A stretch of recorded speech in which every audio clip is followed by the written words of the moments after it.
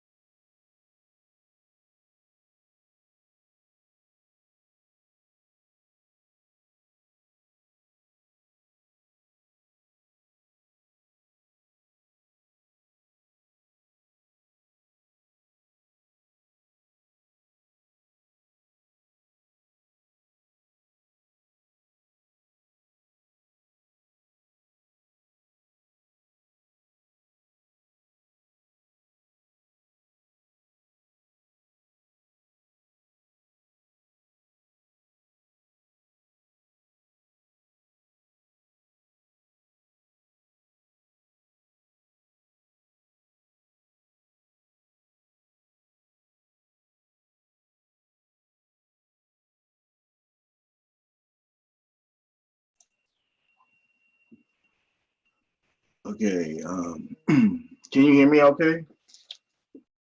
Oh, you probably can't hear me. Okay, you can hear me okay? Okay, let me change my settings because I can barely hear you. Okay, how about now? Good? Okay, turn you up a little bit. Keep watching for when these other guys join. Okay, so this will, have you already registered on the website? Yes, sir. Let me look and see if I got you.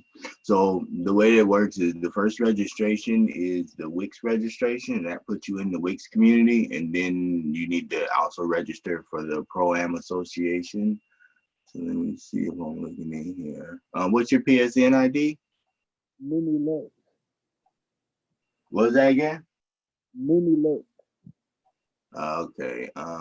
Yeah. So I don't see you in here registered. So you want to log into the website again, and then go up here at the top where it has this Pro League registration, and then you're gonna want to click on that and go to that registration page and register.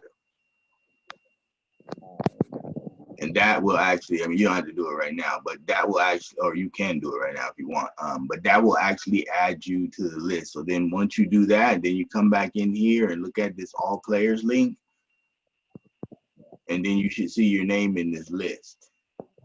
And then once you do that, then you're good. Then you'll be assigned to a team that you can try out for if you're trying to run in this spring series. We're doing a spring series showcase. So if you're trying to run in that, you'll get assigned to a team to try out for, and then you just need to show up to the tryouts. So we'll cover that as we get through some of this.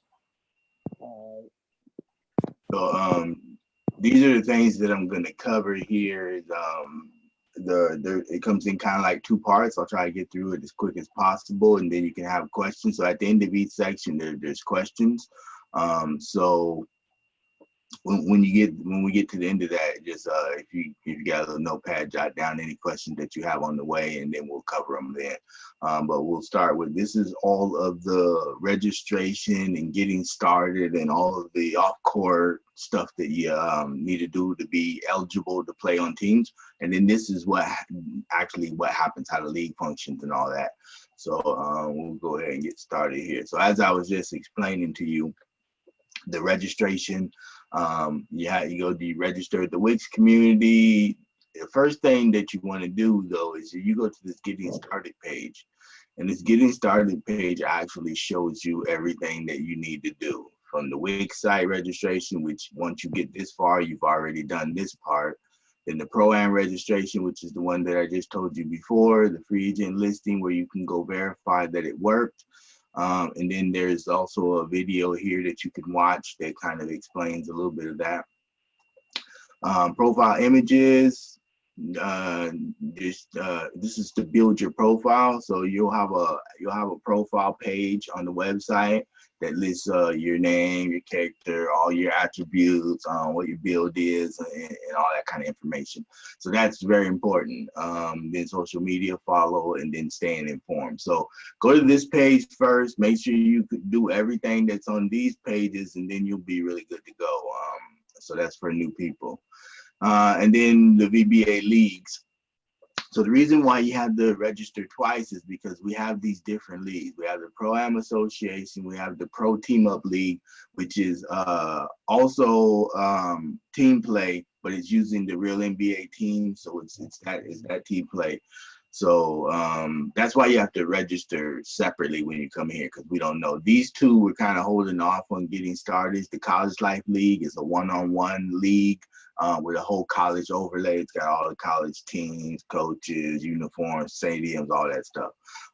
But we haven't got this one going yet. We will get this one going, these two going after we get this one really solid. So that's why you have to register again for this. And so just go ahead and do that. And then professionalism. So this league is we're trying to be a professional organization here, like in everything we do, even in the littlest stuff that we do. We want to keep it professional because we trying to attract the attention of the NBA 2K League. It's one door into the NBA 2K League, and that's through the 2K tryouts and qualification system and all that. But what everybody really doesn't know is at the end of that qualification period, there's a filter. They got certain people and they're looking for certain type people. And the vast majority of the people out here trying to get into the 2K League, they never going to get into the league because they don't fit the criteria of what they're looking for. And so that's why we want to make this league be shaped in the form of that criteria that they're looking for. And the least of all that is basketball skills. What they're really looking for is players that are marketable, players that have great social media content, all that kind of stuff, the off court, so to speak, stuff that people just ain't really, they just ain't vibing with, man. They just out there doing their own thing, saying whatever they want to say, putting, they just don't have that professional feel to them, and that's what they need, because what it's all about is social media and streaming, right? So if your social media is whack and your streaming game ain't tight, then they ain't trying to get you. Now on a certain level, they can mold you, they can, give you consultation, they can show you how to get to where they are, but you got to get to them first before all those tools come into play for you. And so that's what we try and do. We're trying to make our league, and we're trying to make our players acceptable for being marketable. And so until we have the money to be able to match what they're paying in salaries, then we want to get our players where the money is. So if we bring you in and we train you up and we show you how to get your social media straight, we teach you how to play fundamentally sound, great basketball, and then we turn you into a very skilled and marketable player, and then you want to go to the 2K League, that's perfect. That's what we want to do. We want to get you to where the money is. And if we get enough people through our system, then we can get really popular. We'll get a lot of follows. And then maybe at some point, we'll be able to match the money. But what makes us better than all those other leagues out there is that we are actually trying to prep you for 2K League. Those other leagues out there, you bringing your own squad to most of those leagues, which means that you really only gonna be able to play with those players, right? Because y'all know each other, y'all got good chemistry, y'all set each other up, to look good. And that's what it is. It's almost like a boxer who's getting set up with little patsy fights and shit, right? Because you think you out there really doing something, but you're not. It's all set up. Your team is winning, so they, give you the ball a little extra so you get your stats up. They want everybody to have an A+ grade. They want everybody to get their stats up. And then also they're very seclusive. So they got like special positions for each player. We want a lock, we want a glass cleaning lock, we want 2 sharpshooters, and And so now you thinking you good because y'all killing everybody playing like that, but then throw you on a team and try to coach you to play a different style of basketball with a different group of people, and you can't cut it. And so that's what they find. That's what they found out. The 2K League found that out in season one, because they went after all the people that were popular. They went after all these cats that looked like they was balling because they was with their little group, and then they put them in with random people and try and make them play a different style of ball, and they couldn't cut it. So you seen a lot of turnover in season two. You know, a lot of people moving around, and this is even high first round draft picks. So that's what we want to do. We want to try to make all of our players in this league presentable to those leagues. So the things that we want you to do, there's two parts of this, right? There's the playing basketball part of it, but just like in real sports and real athletes, and even in other virtual athletes in esport, there's off-court stuff that you have to do too. So that's like your social media, that's like your marketing stuff, that's like interviews we might have you do, because we're gonna have TV shows built around our league, and we're also going to have a magazine built around our league. So there's going to be some off-court stuff that you're going to be required to do, and these are all going to be things that are going to help you get paid. It's going to help you raise your profile and help you get paid. So we trying to teach you basketball from a different angle, all professional basketball systems that we teach here. And then also we trying to get your social media game right, get your public figure aspect of it out there. So that's what we try and do here, and that's all built around professionalism. We just all need to be professional. We not tolerating any of that toxic element that's out there in the 2K world. It can be super toxic. Even one person can get in and wreak havoc on a league just from being toxic. And so we try to handle that in a professional way, but we got really zero tolerance for that. And if you have to be able to understand how your professionalism plays a part in it. Your professionalism can raise your profile, it can raise your money, but it can also lower your profile and your money and the whole league as you out there representing the league.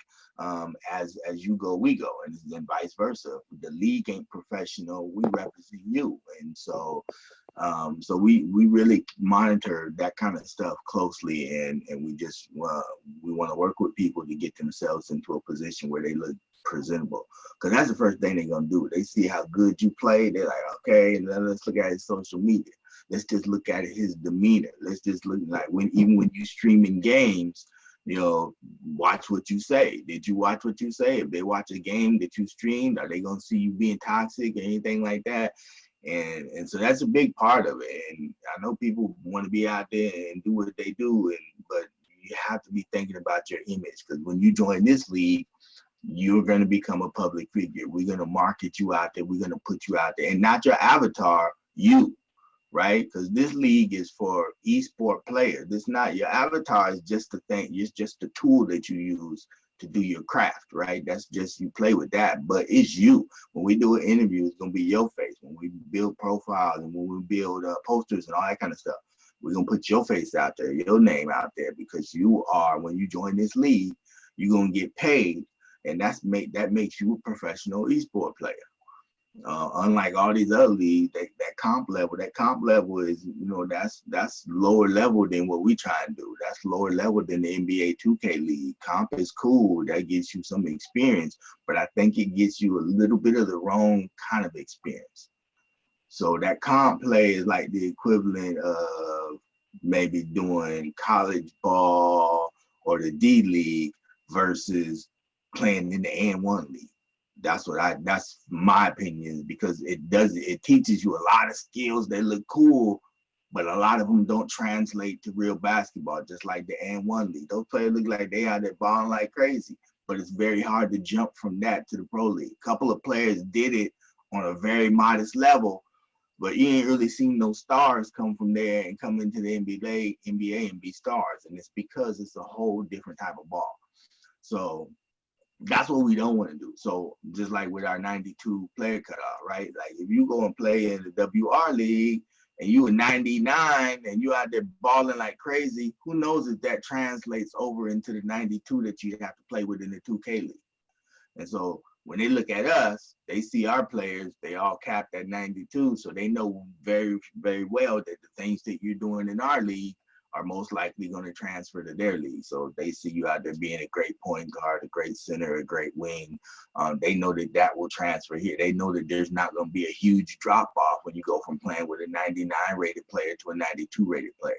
So everything that we do is designed to get you to where the money is. So if another league pops up that is offering even more money than a 2K league, then we'll gear ourselves to try and get you there.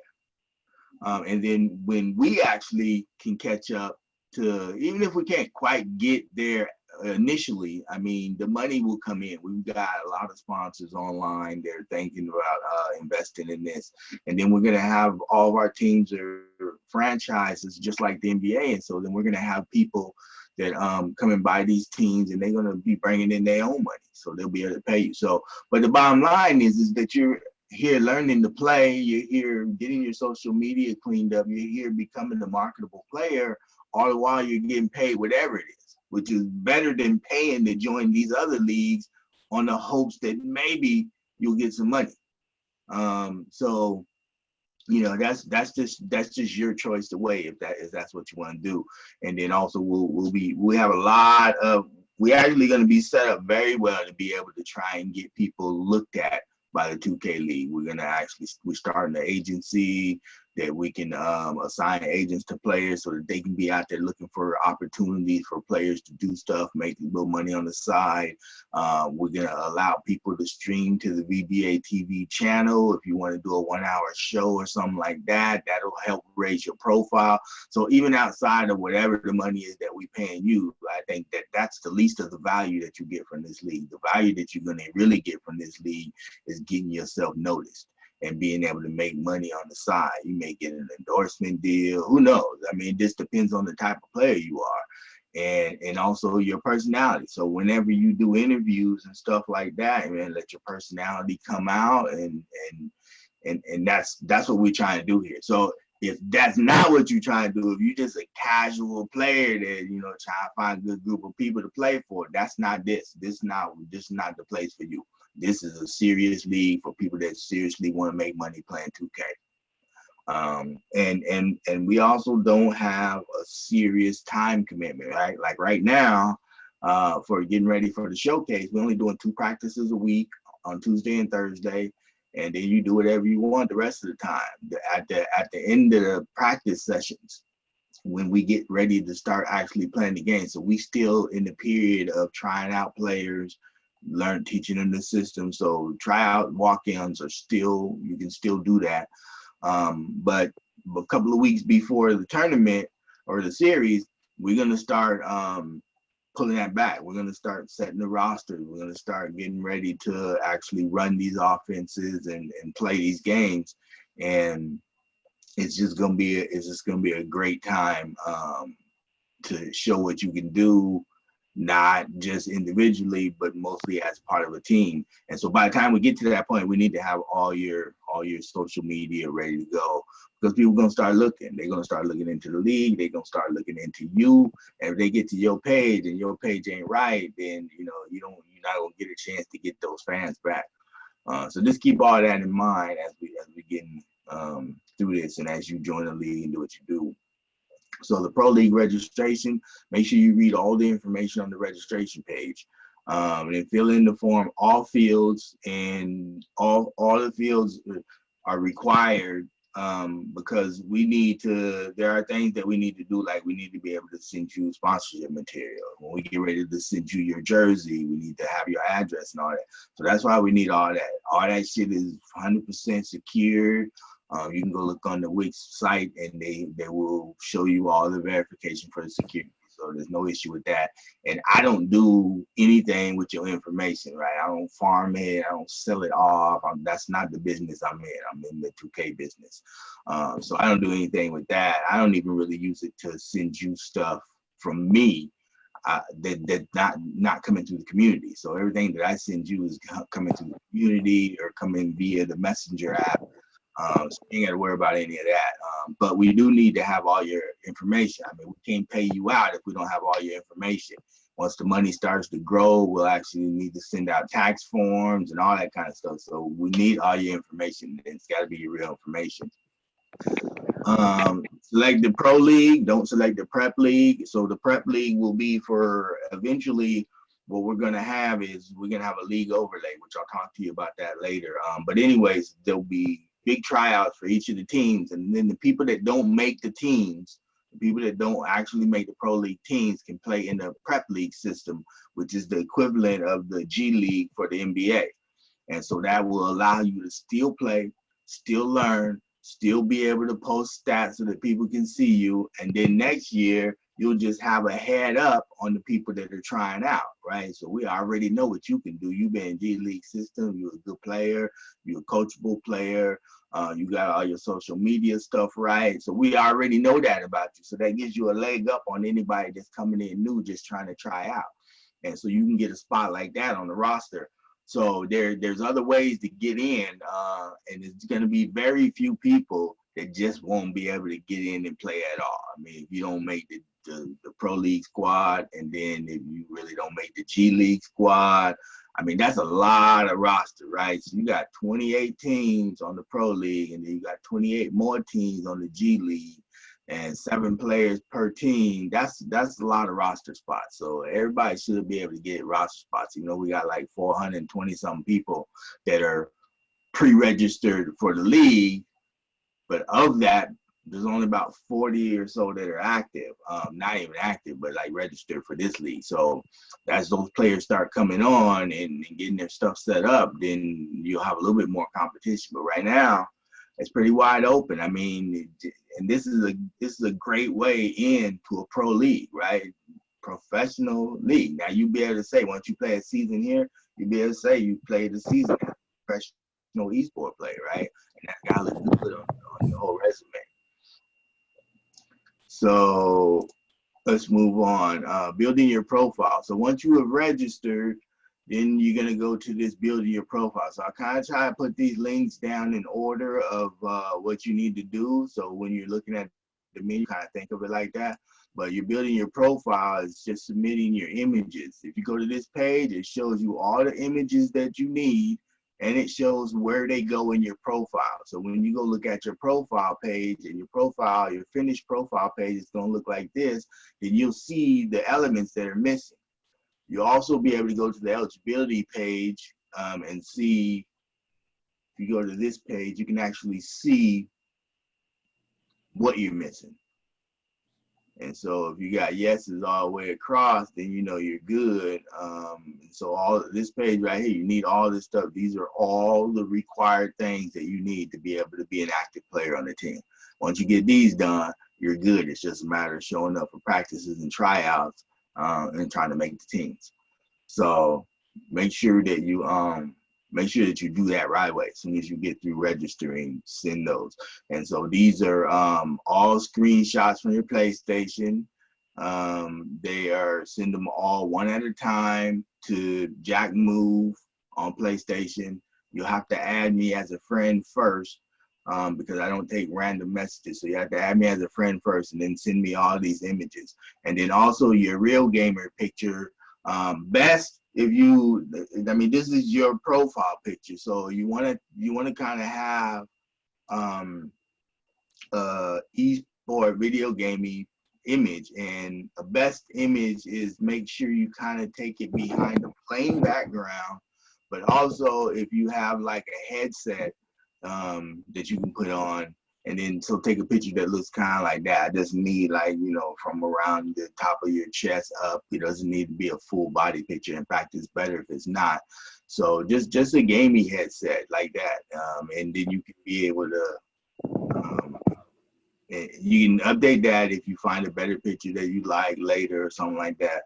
But, you know, just a nice gaming picture so that your profile looks professional and you look like an esport gamer.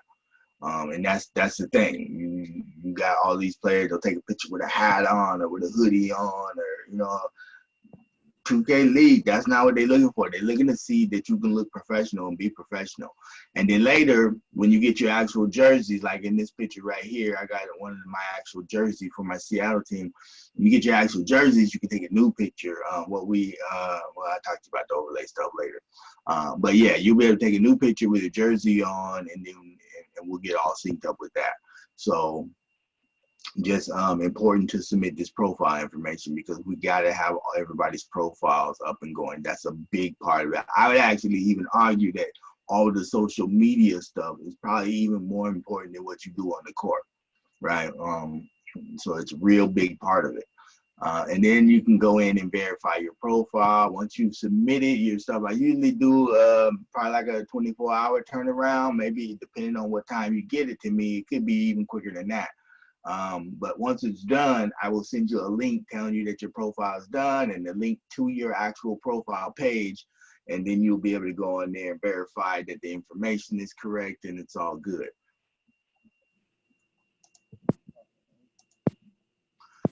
So social media. The reason why the social media is important is because it's one of the big things that's going to drive money into here. Following league social media is important. Following the league streams is important, and then following each other is important. If we all do at least those three for sure, it's gonna help us significantly because then the people that follow you are gonna see it and they're gonna follow, and so we're gonna get this huge following, which is gonna look very appealing to sponsors, very appealing to people that may want to start endorsement deals with you, even very appealing to the 2K League. They're like, okay, if these players can draw this kind of attention, then and they got skill, then this helps. This helps us to be able to figure out who we want to bring to our league. And then in the end, when I go to sponsors and ask them for money, that's usually the first thing they're gonna see is, what kind of audience do you got, right? Because if I'm gonna be a sponsor and I'm gonna pay you money, I want to make sure that my product reaches people. And so this is a very huge part of it that you go on. Each player, if you go to their profiles, they got their Twitter account. I'm actually going to set up another page that's just a social media page that shows all of active players and all of their social media accounts, so it's easier for you to go on there and follow them. And then they supposed to follow you back. So if you see people from the league follow you, follow them back. And we can all, like you can boost up all your followers just by, doing that, following each other and following the league, right? The league got a Twitter account for every team. And so all those teams will follow you, and then the people that follow those teams will follow you as players, and it's just a whole snowball thing, and it has a really big impact on our revenue and your revenue personally, because you are a public figure. Important for revenue. Twitter and Twitch is required. YouTube is not required, but if you have it, put it on there. The more social media you have, the better. We're actually going to set up a class for social media so that people can come and attend that. It'll probably be like a 1-hour training class that just shows you how interconnected the social media is and which social media is important for you. So the more social media have, you better. Our league, we have all the social media at the bottom of any page on the website. You will see all of our social media right here, and you can go follow all of that.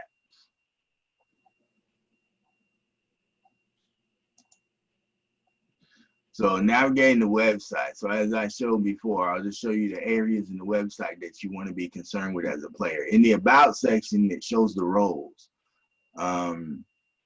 This is important because it shows you all the different roles, and these are just the different team roles that you can do as a player. So obviously there's a player, but then we got scouts that we need.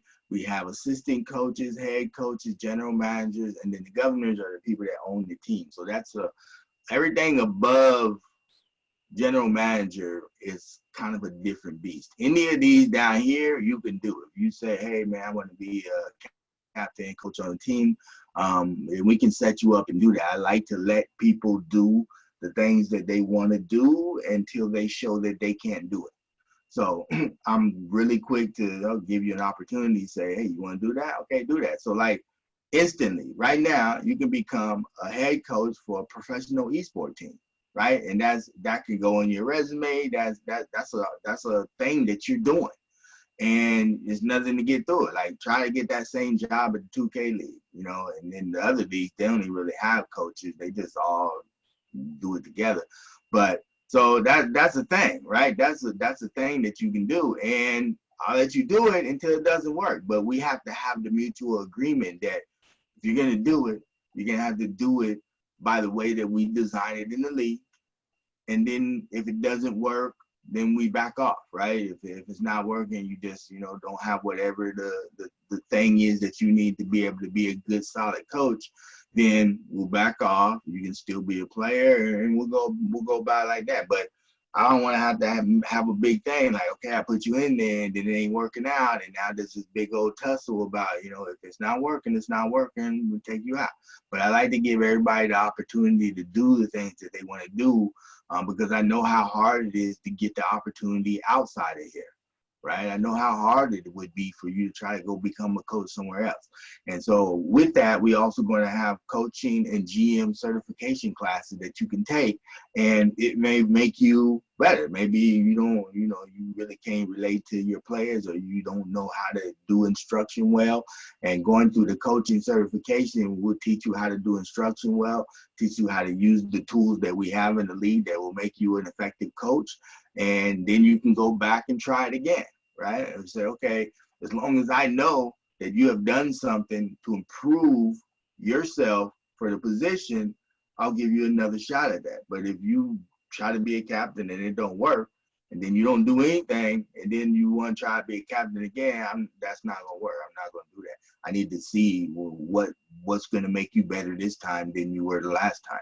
Oh, because I went to the certification course, or oh, I on my own went and did this coaching course. They got all kind of coaching courses out there. I've been through a couple. I've been through MIT's coaching certification, and I've been through Stanford's coaching certification. And so there's a lot out there. And if you come back with, hey, I did this, I think I'm better, I think I can do, and then we'll let you do it. So, and this is anything.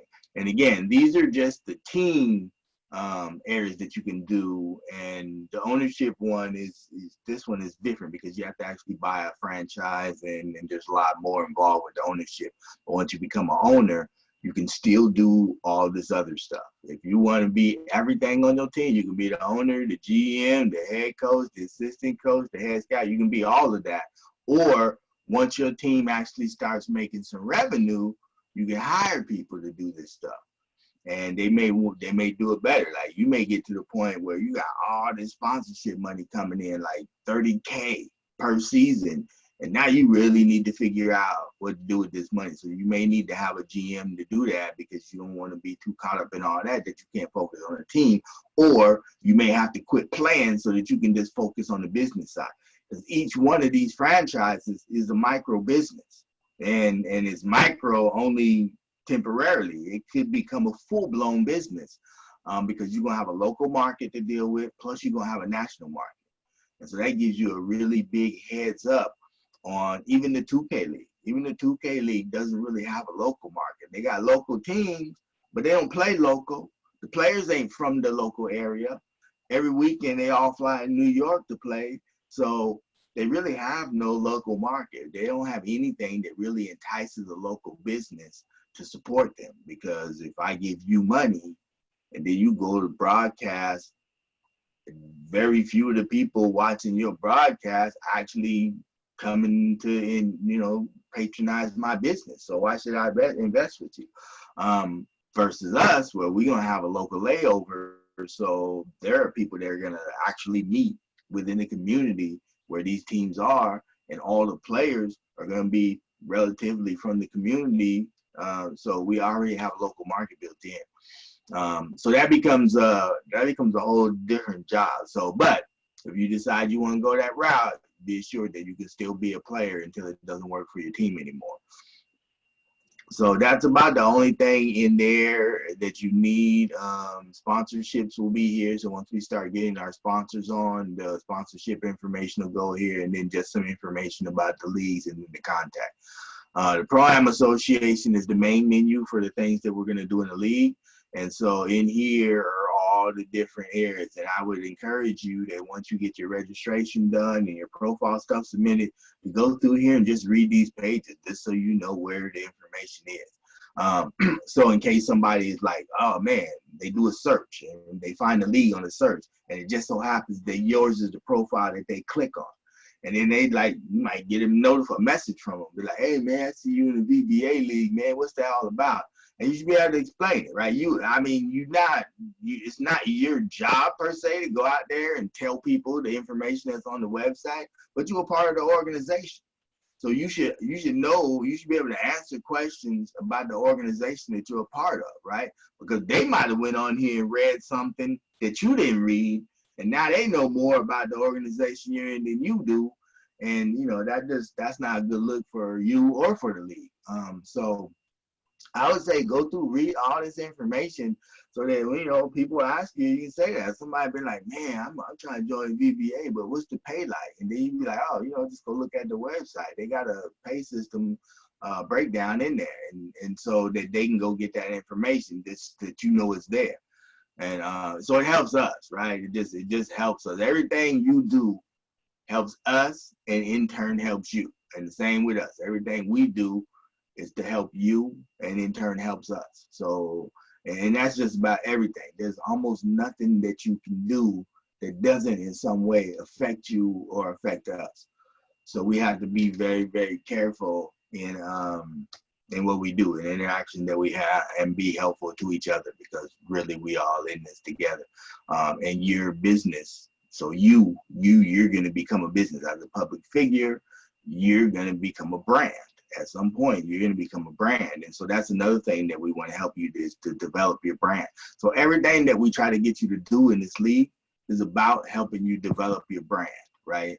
So we want to take, like, even your profile name or even your PSN ID.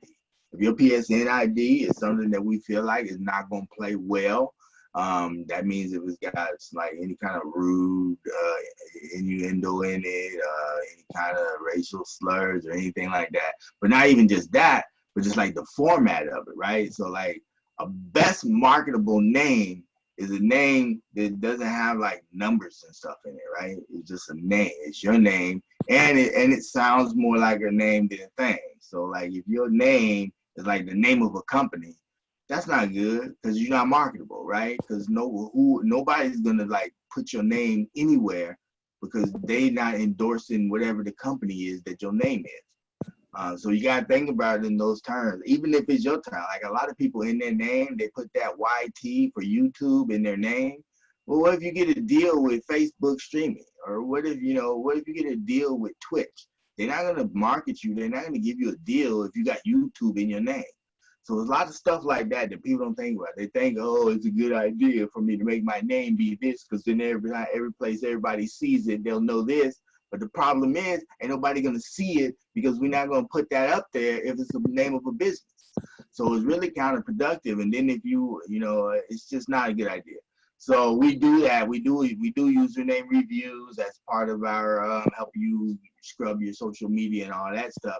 And again, it's just a suggestion, because it'll be at contract time. When it comes time, hey, we want to give you this contract, but you got to be able to do this, this, and this. And changing your brand is not really a thing that you want to do often.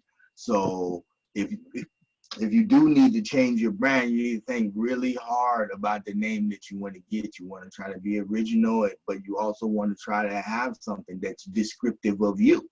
Right? It's you. That's your personality. That's you. So when people see your name and they see you, they jive, because people put a name that's like not them at all, because that's the only thing that's out there is their name. They know that nobody's ever going to see them, and so they got this name out there. But then when you become a public figure, if your name don't match your personality and you, that's just a disconnect, and it's really hard to make you marketable. And these are things that sponsors and pro league like the 2K League are going to look at when they start determining, are you marketable? Are you marketable is more important than your skill set, really, because they can teach you basketball. They can teach you to be a piece of a team, but they can't, if you're just not marketable and you can't be made to be marketable, that's just not going to work. So I would say that's at this point, because everything is so bent on social media and so bent on streaming, at this point, I would say that your marketability, even if your skill set, and you could be lacking a little bit in your skill set, but if your marketability is real high, then that works. That makes up for it. At least until that's the norm, until everybody starts scrubbing their social media and everybody starts being marketable. Then now you need to go back to a criteria of, okay, now who plays the best? So to get a jump on people, you really want to do that. So that's in here is one of the menus. So the other menu that you want to look at is player services. So this is where the player management area is going to be. We don't have that up and running yet, but we're getting that going. Events, this one is important because this is where the practice sessions are going to be, and this is where all the special camps and all that stuff, you come here to sign up for them, and you need to RSVP for these because we need to know who's showing up. If nobody RSVPs, then we'll cancel the event. So you need to RSVP. You can't just plan to show up. We need to know ahead of time how many people are showing up and whatnot. And then you have a toolbox in here, which we'll go over that later. And then the other one is the media section. And this is the same stuff, or not the media section. It's a section called More. You can't see it, it's off screen right here. But all this stuff is the same stuff that you can get from the Wix app. We encourage you to install the Wix app, but all this stuff is stuff that you can get from the Wix app. Okay, so going forward, let's talk about the toolbox. So the two biggest tools that we use to communicate with you guys are the PSN app and the VBA website. We're constantly putting information up on the website, not just on the lower page, but like on the main page. The schedules and stuff are up here, and then you're gonna have all your stat stuff is gonna be here once we get going, and then these are gonna be the results of the games, and so we always constantly try to update this information on here to be relevant to where we're at and what we're doing right now. So these are the two tools. Along with these tools are the tools that we have in the toolbox. And right now, a lot of the tools in the toolbox are geared towards captains, but anybody can use these tools. All of them are free downloads. Just go ahead and download these, and all these tools are usable by anybody in the league. So good to get familiar with those. You'll be seeing those a lot when you're getting coached and stuff.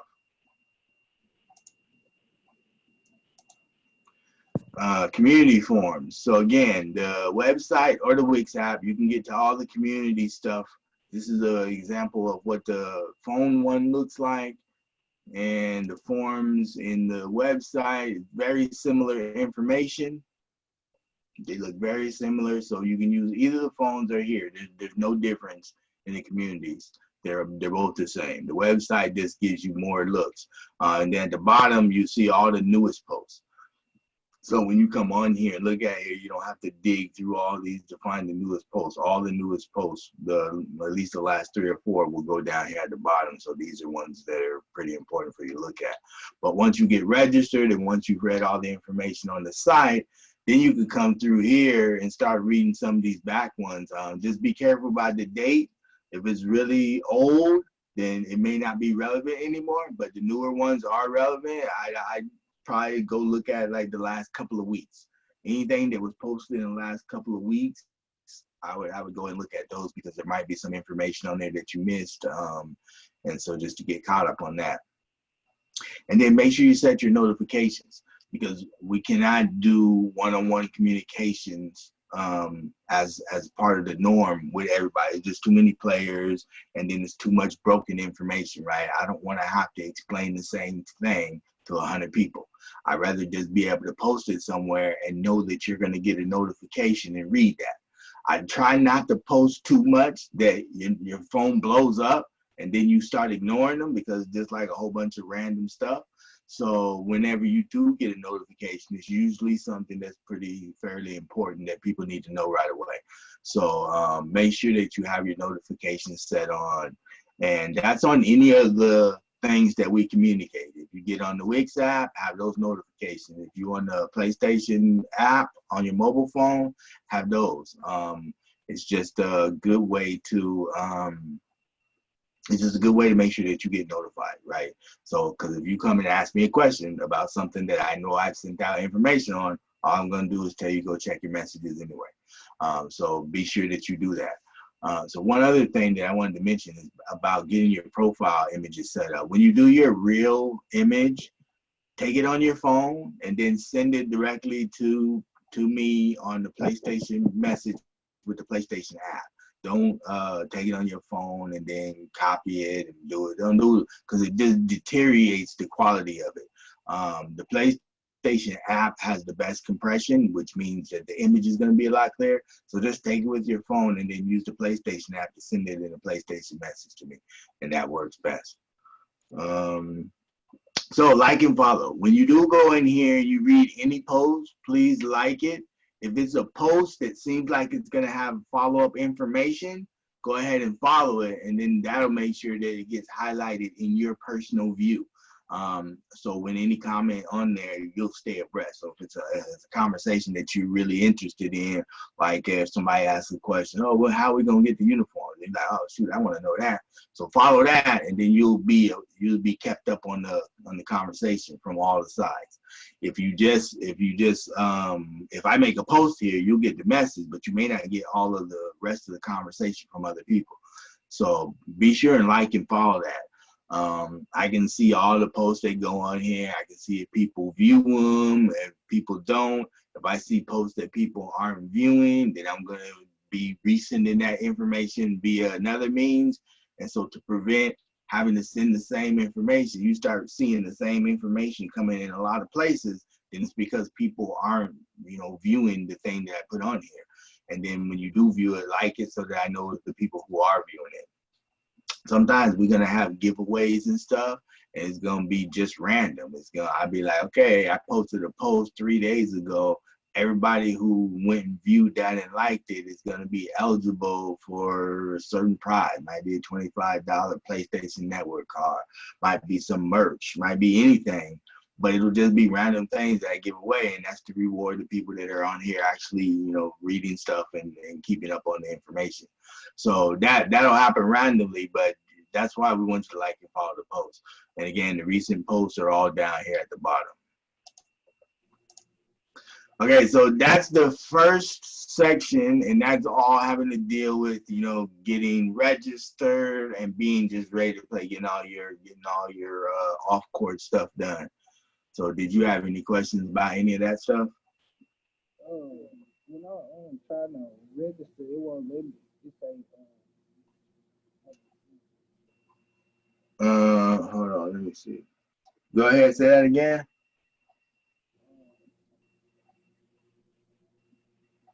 I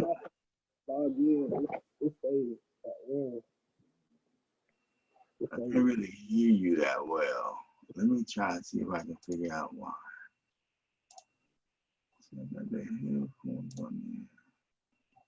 The sound is coming through.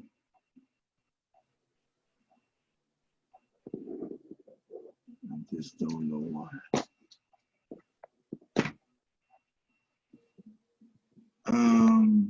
So just is your mic? What kind of mic are you using? A camera mic? Oh yes, sir. Yeah, so it's like really, really low. For some reason, I can't. Why it's coming out? But you can just, if you could type your question in the text chat, then I'll try to answer it, or we can do a one-on-one call after. I can't hear.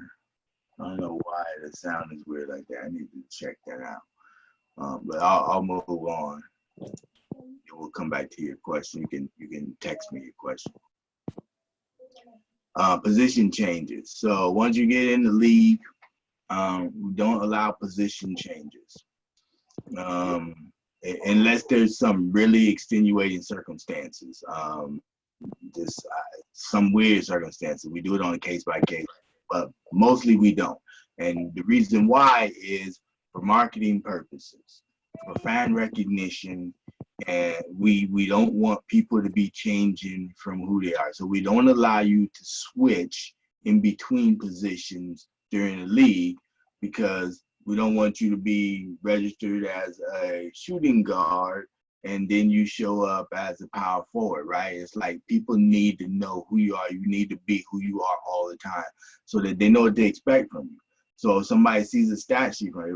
If somebody knows that you're a point guard and then you play in a game as a center and they see a stat sheet from you and you got like 0 assists and they don't know that you played as a center, they just see your name and they're like, hey, what's up with that? And so we don't want to do that.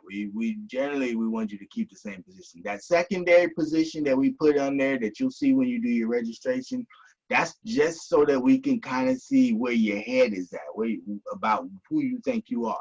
So if you say that you're a point guard, but your secondary position is center, then that we're gonna have to think on that, right? That's like, okay, I know that some players can play a lot of positions, but we need players that are committed to a position. If I get you on my team as a point guard, I want you to play as a point guard. I don't want you to be reverting to your center mentality and getting down in the paint when the shot goes up, trying to block a shot or get rebounds and getting in the way of the people that are down there to block shots and get rebounds. So if you say you're a point guard and your second position is shooting guard, then that's a whole different feeling, right? That's like, okay, so, if we need him to move to the 2 guard, or that lets us know that, okay, so he likes to he's more of a shooter player. So it just gives us a sense of what your range is or what you think your range is as a player. It's not so that when you put that secondary position, it's like, okay, well, if you don't play at your primary position, you can play at your secondary position. That's not what it's for at all. So just so that you know that when you register, that's not what that secondary position is for. Because when you register for a position, that's the position you play. Same with the archetypes. We don't want you to have a defensive archetype and an offensive archetype, even if they have the same position. We want to know who you are, right? You can't be Gary Payton one day and then be Steph Curry the next day. You have to pick which one. What's your best, right? It's not about you making your attributes fit the team you want to play for. That's not it at all. It's about you taking your best build and then we find you a place to play. Because if you take your second best build and you don't make a team, then you're going to wonder, man, if I would have took my best build, would I have made a team? So if you take your best position, that's where you try to make the team at, right? Because if you play in your second best position and everybody else at that position is playing their best position, you might not be able to make it, right? I mean, you need to put your best foot forward so that you can be in the best position to be successful in the league. Don't just try to, well, I'm not that good at point guard, but it looks like they need a lot of point guards. Well, at the end of the day, you're going to be not that good of a point guard, but the people who are trying to be point guard are going to be really good. And then you're gonna have to change it, or you might get 2 years. Maybe it works out for you. You get a spot on the team for 2 years because nobody's coming, but then all of a sudden the league blows up, and now you get all these good point guards coming, and now you are not at your best position, and now you're not gonna make a squad. And now you 2 years into this, you got your marketing all done, you got your branding up, you on your way.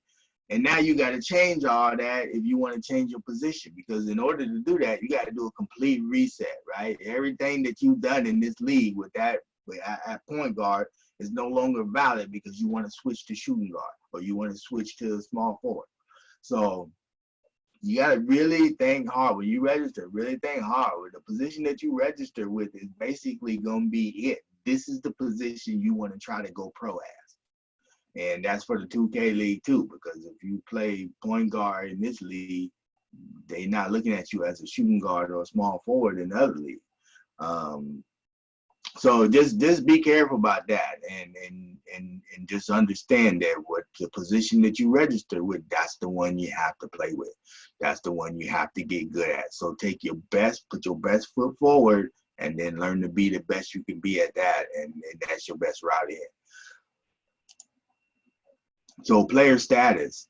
When you go in here and you look at your status, when you go in here to the all players, it shows your status. And so this is kind of a breakdown of what these statuses mean. So you see over here, you got your players' different statuses. So you look at your name and you see what your status is. This is what it means. Active is fully eligible and assigned to a team.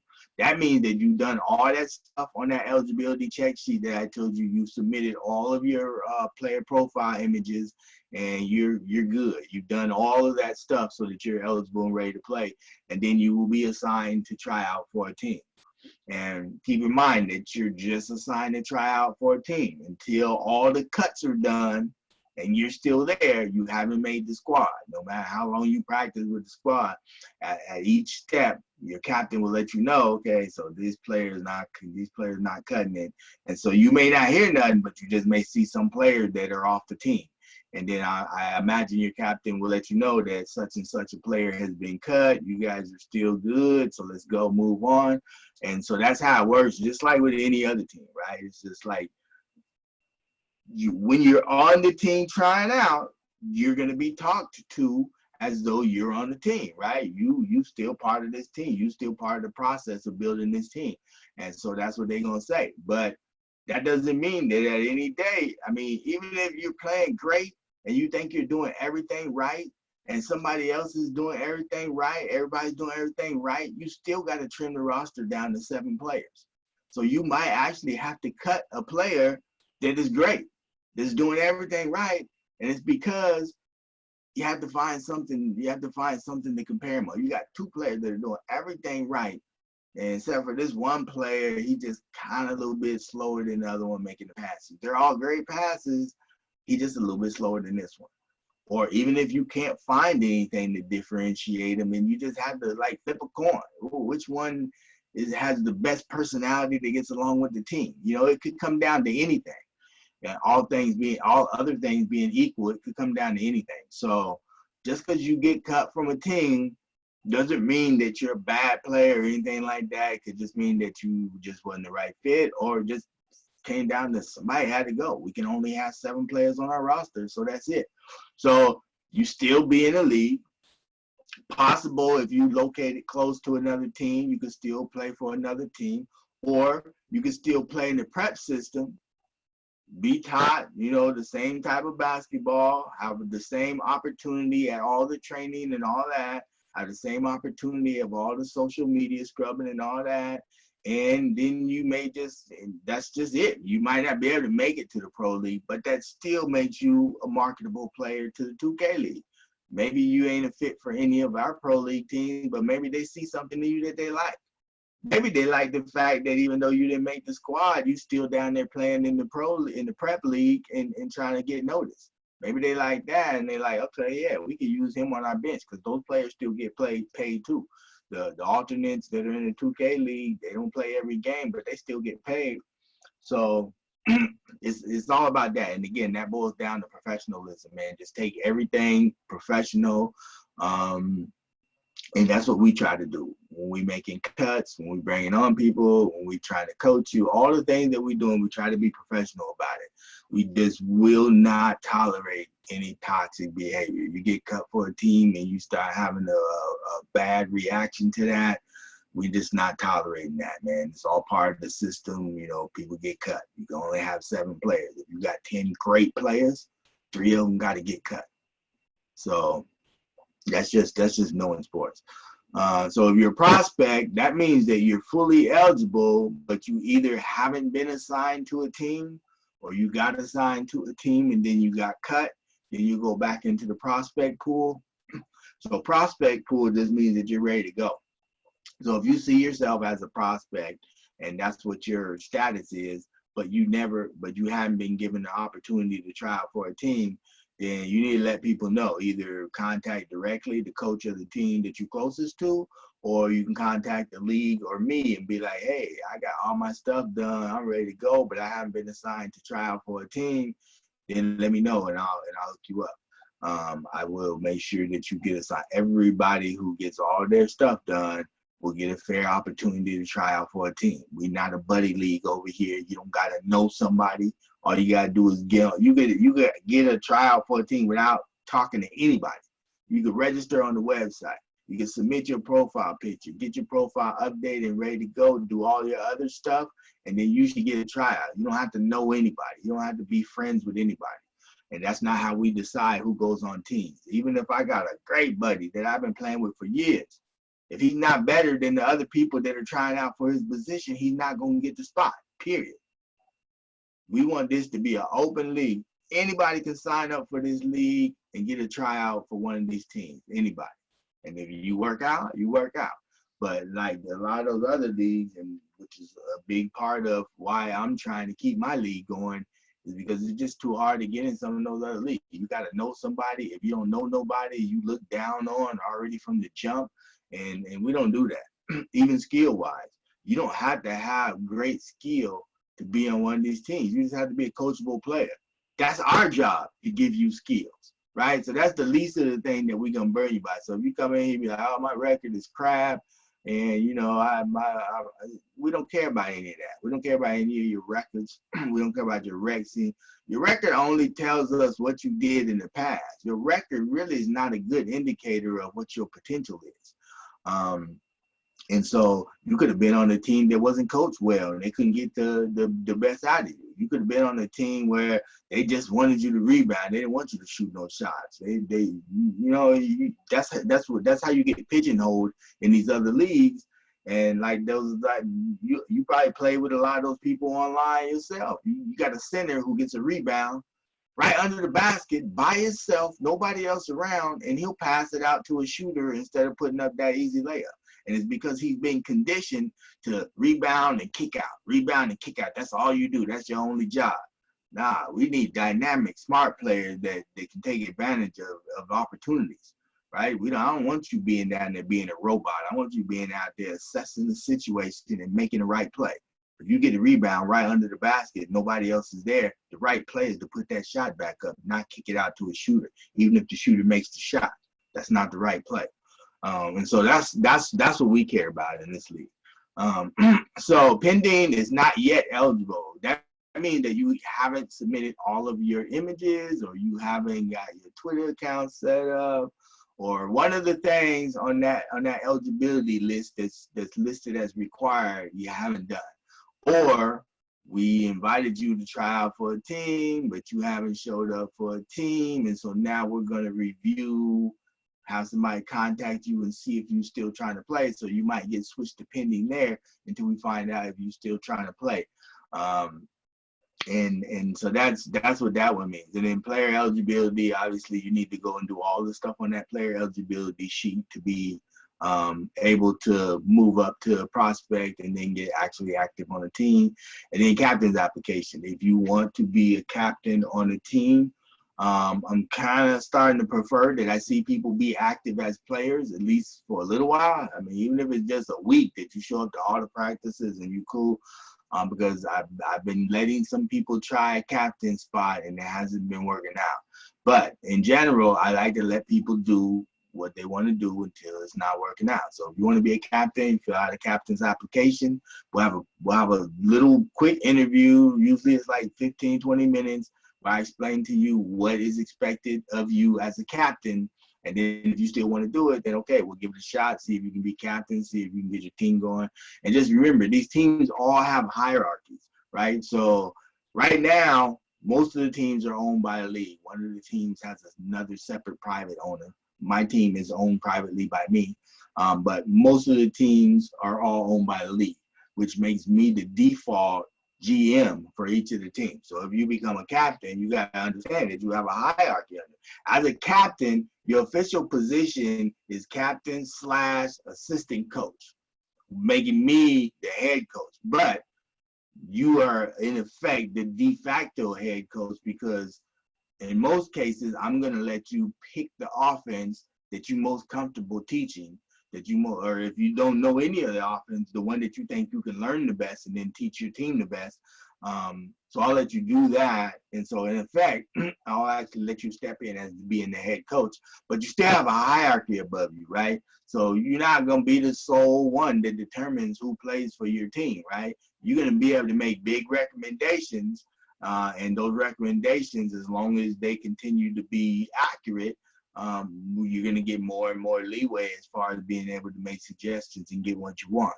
But you have to remember that hierarchy is that the GM above you is really the one who's going to be making a lot of those decisions, and then the owner is going to be informing the GM above you. And so right now, that's me, and I'm going to give you a little bit more control. But if somebody comes in and buys that team, and now they insert themselves or somebody else as the GM, you still got to answer to them. Or they can replace you as coach. That's just like in real life, right? They come in, they're like, hey, okay, it seems like you've been doing a good job with this team, so we're going to keep you on as coach. And so now you have to answer to them. And so that's why I like to try to keep teams in that structure.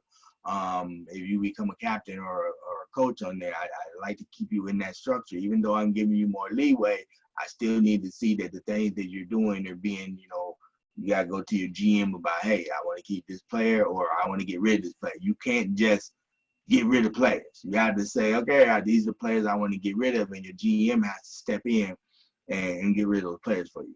So we need to keep that intact so that there's not a big shock to the system if you get a new owner and he's the new GM and now he wants all the decisions to go through him.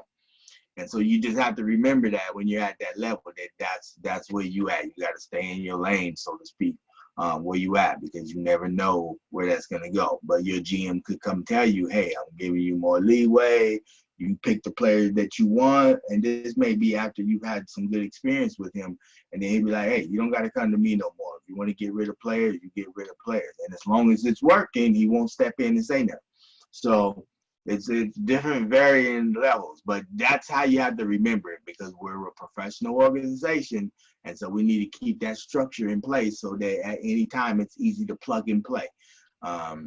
So just so you know that.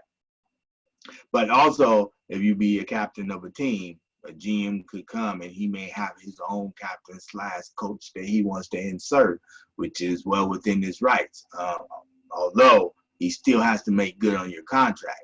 If you sign a 2-year contract, he's got to pay you out for that second year. If it's a 1-year contract, he can get rid of you.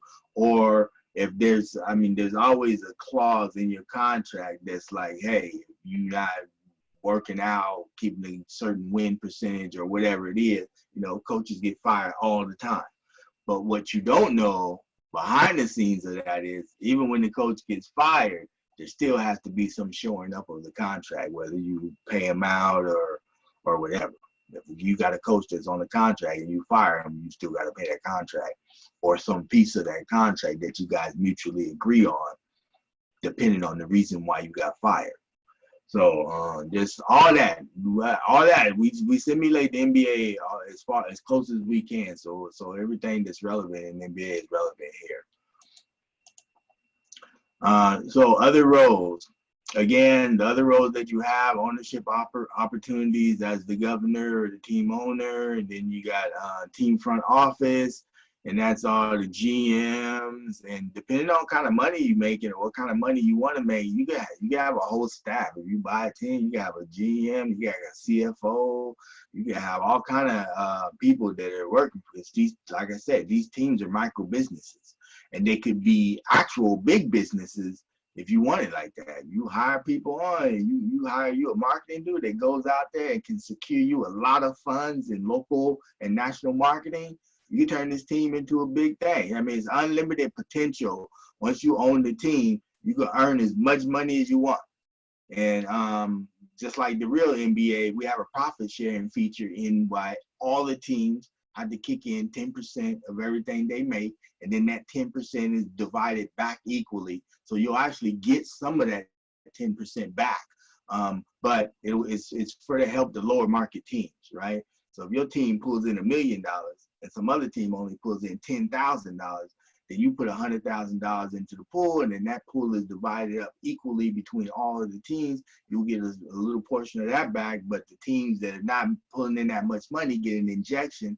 And so it's just one of the things that the NBA does to keep the teams level. Well, they're not going to always be level, because you're going to have some teams that can go over the cap and can still afford to pay the luxury tax. So it's not always going to be even, but at least it's something. At least it gives the other team something. And so we have that same process here as an owner. That's a responsibility that you have, is to the profit sharing. But above that, you make as much money as you want. And then you just have to, the salary cap is going to be such that one team is not going to be able to overpay for all the best players. So the salary cap is always going to be based on the average that the lowest third of the league can pay. So we're not going to make the salary cap be $500,000 for teams that are making millions, and then other teams can't keep up, so all the players go to those teams. So that's the whole reason for the salary cap, is to not allow teams that are making more money to pull all the players over there. And we do that here as well. So, and then team captains, player agents, scouts, these are all roles. But even apart from that, there's other stuff you can do. Like, we're looking for broadcasters. We're looking for people to write content. If you're a graphic artist and you want to do that, if you want to do statistician stuff, anything that you can think of that you can do in the esport realm, we're going to do it here. And we need people to do it here. So, like, being a player is not the only job that you can do. It might not even be the it might not even be the job that you can make the most money at. There's other jobs. You can become a broadcaster. There's jobs in news. People are starting to do news reports on 2K leagues. Even the TV shows, the online shows that we're going to be doing, we need people for that. Like, people all the way from production planning to hosts. We need hosts for those shows. We need online commentators for the games, all that kind of stuff. So if there's anything that you can imagine that's part of running a league like this, we can let you do it. I mean, we can do it ourselves as well, but if you want the opportunity to do it, and that's the area that you want to go into, then we can let you do that. So just anything that you have like that you want to give a try, you can just have a conversation with me and let me know that you want to try it out and do it. As a player, it might be hard for you to do some stuff as a player, but I think a lot of the stuff you can be a player and do that too. Like, even if you want to be a game announcer, obviously you won't be able to be an announcer for the games you have to play in, but that still doesn't stop you from being a game announcer from other games. So some of the stuff you may not want to do just because it's a weird conflict, right? Like, if you a broadcaster and then you playing in a game, that might look weird. I don't know. It's just a case-by-case basis. But those are things that you can go into. Or if you trying out for the team and you just find, oh, shoot, the competition just too heavy, I'm not gonna be able to go pro here, and so it might be a good decision to choose an alternate career path, right? Because all of this stuff makes real money out in the real world. These are all real world jobs, right? This is just a video game, sure, but I mean, even real basketball is just a game until you go pro. Once you go pro, now it's a career. Now it's a job opportunity. Now it's business. And the same thing holds true for the 2K leagues. Once you go pro, this is not just a game no more. This is people actually trying to find a way to make a living. Some of it is just finding a way to make a little bit of extra money, but some of it can be a real living, right? If you get hired full time, because the 2K league needs all this stuff. They need scouts, they need coaches, they need people to do reporting. And the individual teams, the organizations need people, right? And then now you go from playing 2K to now you get hired onto one of these real organizations, right? Because all the 2K league teams, they're all part of the basketball teams that are supporting them. And so there's all kind of jobs within there. And then once you break into that, you might get a job as like a videographer for the team. And next thing you know, you coaching in the NBA, right? Skip ahead 20 years. So you never know. You always hear these stories, like Eric Spoelstra's story. You always hear him how, he was just there, then he's doing video, then he's actually doing some, you know, assistant coaching and consulting, and then next thing you know, he's fucking winning the championship with a team as a head coach. So crazier things have happened, but it just depends on what your focus is.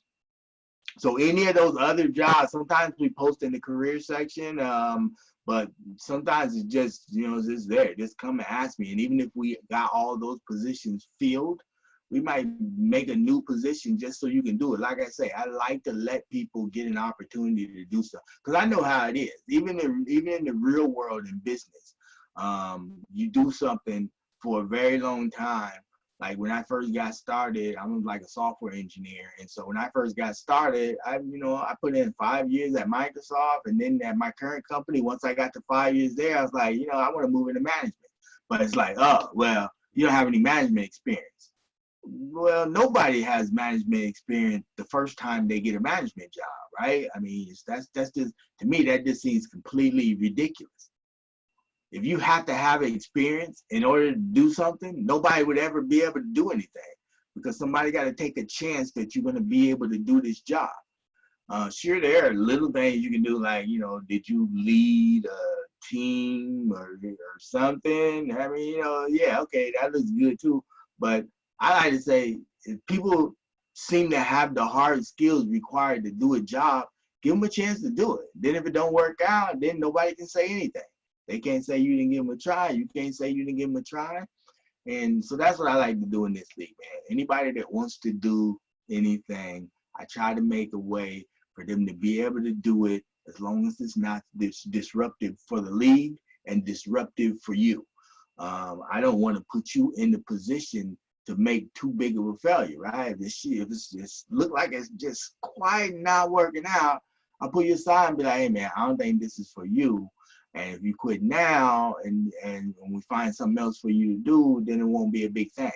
But if you keep going and you make some huge mistake and it blows up, then you got to carry that around with you.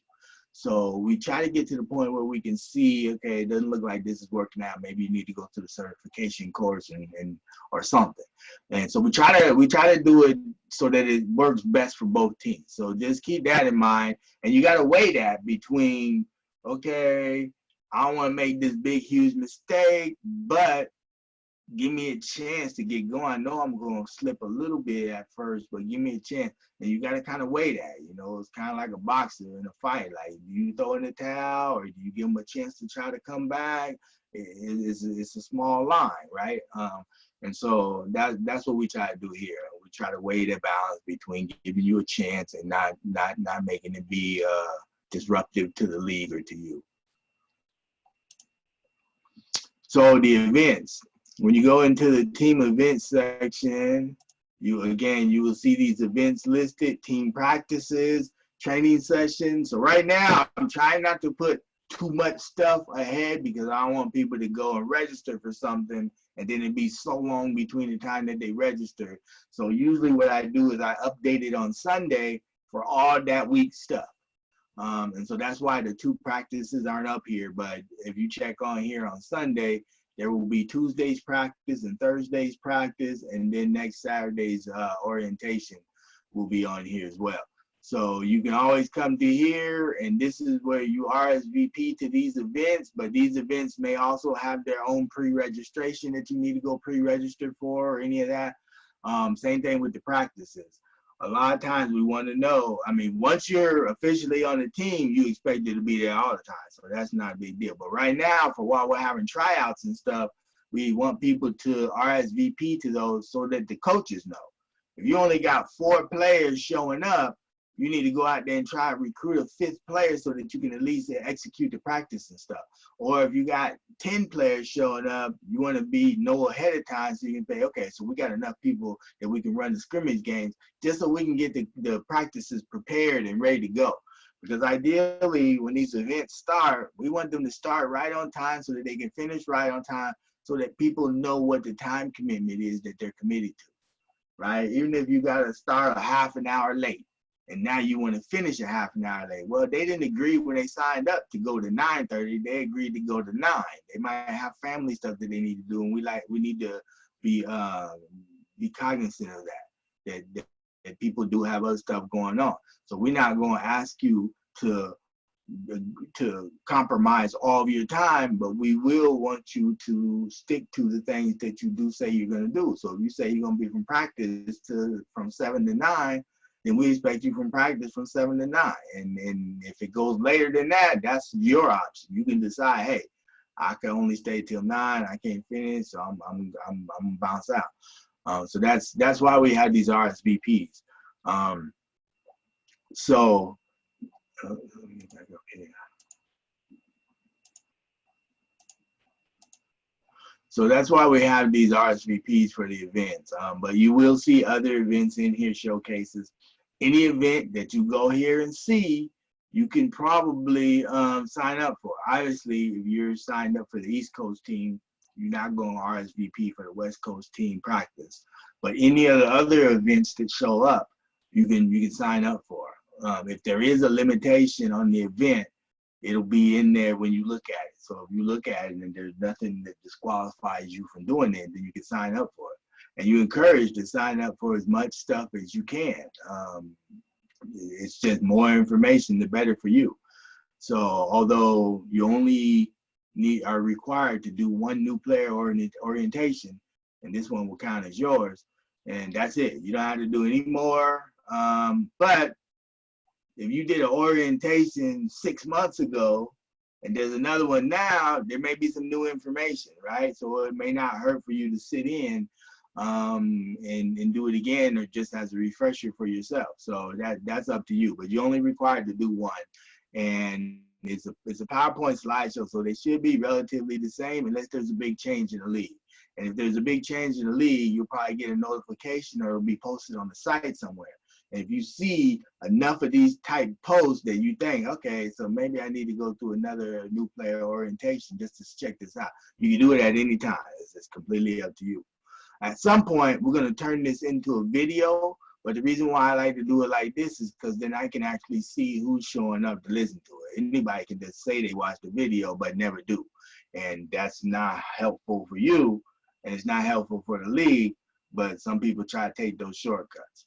But if I find, I mean, that's what we're looking for. We're looking for motivation, right? We don't want people that's trying to cheat their way through the system. Be motivated to do this or not, because you're trying to get paid to play a video game. And we're all pioneers. You, me, we at the early stages of this. The 2K League just started a couple years ago, and so we are all pioneers in this industry. 10 years from now, this is going to be everywhere. People are going to be getting paid all over the place to do all kinds of stuff related to 2K or any other basketball game. I mean, these leagues may encourage other developers to get into developing basketball games that they think are better. So it could be bigger than that. But we're the original pioneers, man. When the history of this story is told, the VBA League is going to be part of that story, right? With the 2K League. Because we the two professional leagues right now that compete with each other. And so I'm in it, man. I'm in this to keep this going. Even if we got to start out with 2 teams, even if we only get 10 players, whatever, I'm going to keep this going because I know it's going to be something. And the people that get involved in this are all part of making history. We all pioneers in this. And the path that we pave, other players are going to come down and be able to do this, right? So that's a good thing to think about too. All right, so attending team practice. When you attend your team's practice, man, it's important to be on time. Some of the practices start in a Zoom meeting just like this, and then they do a screen share, and then they go over the plays, or sometimes you watch a video about the play style that you're about to be taught.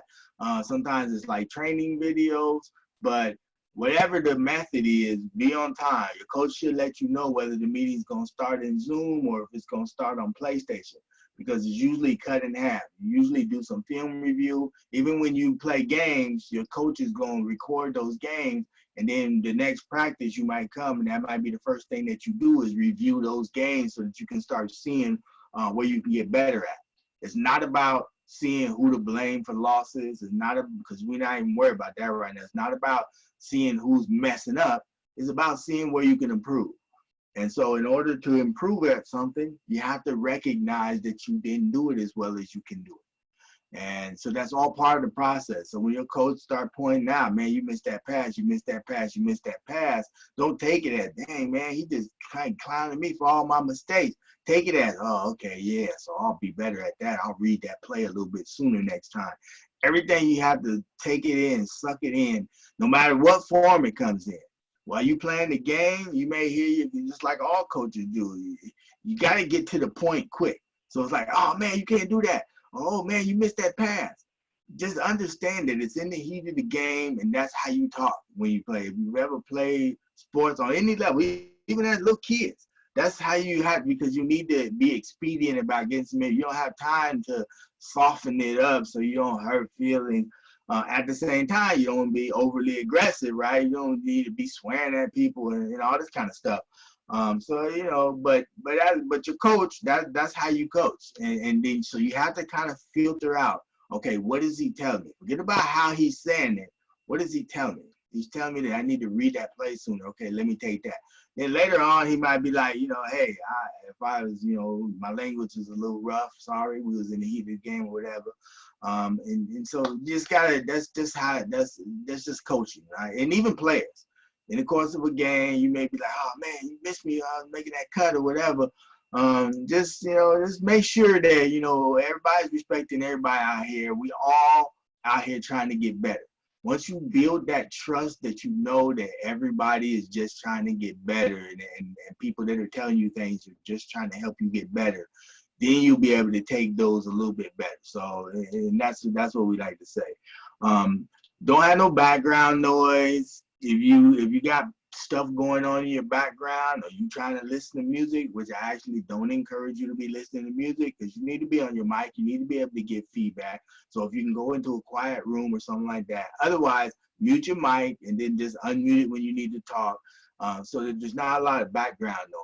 Just you play your music and you think it's the jam, you think everybody else down with it, but what if everybody don't like the kind of music you like? What if somebody got on there and started blazing some heavy metal or some classical music? You wouldn't like that. So it's just a matter of being respectful to each other. If you want to listen to your music, either put in a separate headphone so that you can keep your mic live and still hear your music, or just turn your put your mic on mute. Anytime you're talking to people in your background, all that stuff, everybody in the team don't need to hear that. So put your mic on mute. If you don't have a mic that's mutable, then you need to get you a mic that's mutable if you're gonna have background noise like that. Also, don't be playing on games. When you show up at your practice, you need to show up and be ready to pay attention. You can't be playing in the game. Your coach is like, okay, let's go into the ProAm court and let's work on some sets. Wait a minute, I got about 15 more minutes left in this game. Can't be none of that. So after a half an hour before your practice starts, that's your cutoff. If you haven't started the game by then don't start again, because you're not going to finish on time for practice. So just don't. So that's part of your responsibility, is that you just have to do that. There's things you can do. You can make sure that you've been to the gym to get your Gatorade boost done. You can go do your spin, do whatever it is you need to do in that half an hour. Maybe you go rewatch a little bit of the training video that's posted in your league's team page. Anything, whatever it is that you have to do, go in there and do that for that half an hour before you have to play, or just get in the lobby and start talking to your teammates or whatever. But don't have people waiting on you. Don't be in a game, and that's any game. Don't be playing 2K. Don't be playing other. Be ready to practice, unless your captain tells you specifically. And even when you're having a Zoom meeting, don't be playing the game while you're listening to your Zoom meeting. You need to be paying attention. You need to be watching whatever. When you're in a Zoom meeting, that means he's presenting something, and you need to be watching that thing that he's presenting. But then when you go in practice, you can be asking, like, oh man, where do I go from here, when you was in there playing the game while he was watching. So I mean, you got to be serious. You're trying to be paid to play 2K. It's not just a rec league or anything like that. You're trying to be paid to play 2K, so you need to act professional and be ready to learn. have apps ready to go. If the meeting is a Zoom meeting, get in your Zoom and get your mic and all that stuff set up so that you're ready to go, right? Don't show up right at the time the meeting starts and then got to spend 10 minutes fixing your mic and all that kind of stuff. Have all that stuff ready to go. Respect your coaches. So your coaches, they're on the hot spot twice because they also on the team. So as players, they being critiqued, and then they also being critiqued as coaches. So one of the most important things that they're looking for is coachable players. As soon as you start to be not a coachable player, then that's when you and the team go out there and get ready to start parting ways. We're not bringing you here to play your style of basketball. We're not bringing you here to play basketball the way you played it in the rec center. And you're not trying out to do that. You're not coming here to play that type of basketball because that's not how you're going to play here. You're coming here to learn the real basketball system and play that. So you need to listen to your coaches. They're going to evaluate your skill set, right? Like what I like to do with my team is I like to just go out and play. I don't give them any instructions. I don't do anything. I just go play with them because I want to see what their natural tendencies are. And then we start from there. So that's the baseline. Once you see what a player's natural tendencies are, that's the baseline that you create. And then now you coach them toward your system, right? If I know that you just out there playing all by yourself and you ain't trying to pass the ball, I'm going to let you do that for a couple of games just so I can be sure that that's who you are. And then I'm going to tell you, hey, that's not who you can be in this offense. We need you to do this, this, and this. You need to be able to make more passes. You need to be able to read the floor more. And then if we can't get you to start playing that type of basketball, then we got to go, right? We're not trying to bring you in here to do whatever it is you was doing out there in the Wild Wild West. It just can't be like that. So you have to listen to the things that your coach is telling you, even if you play a different style. And then if it just becomes an idea that you're just not a fit for that, then he'll let you know. And so that doesn't mean that, there's not a home for you, right? You might just be a player that would be best for an ISO offense, right? Okay, so one of the teams in the league got to be doing an ISO offense, and hopefully it's a team that's close enough for you to be able to try out for them.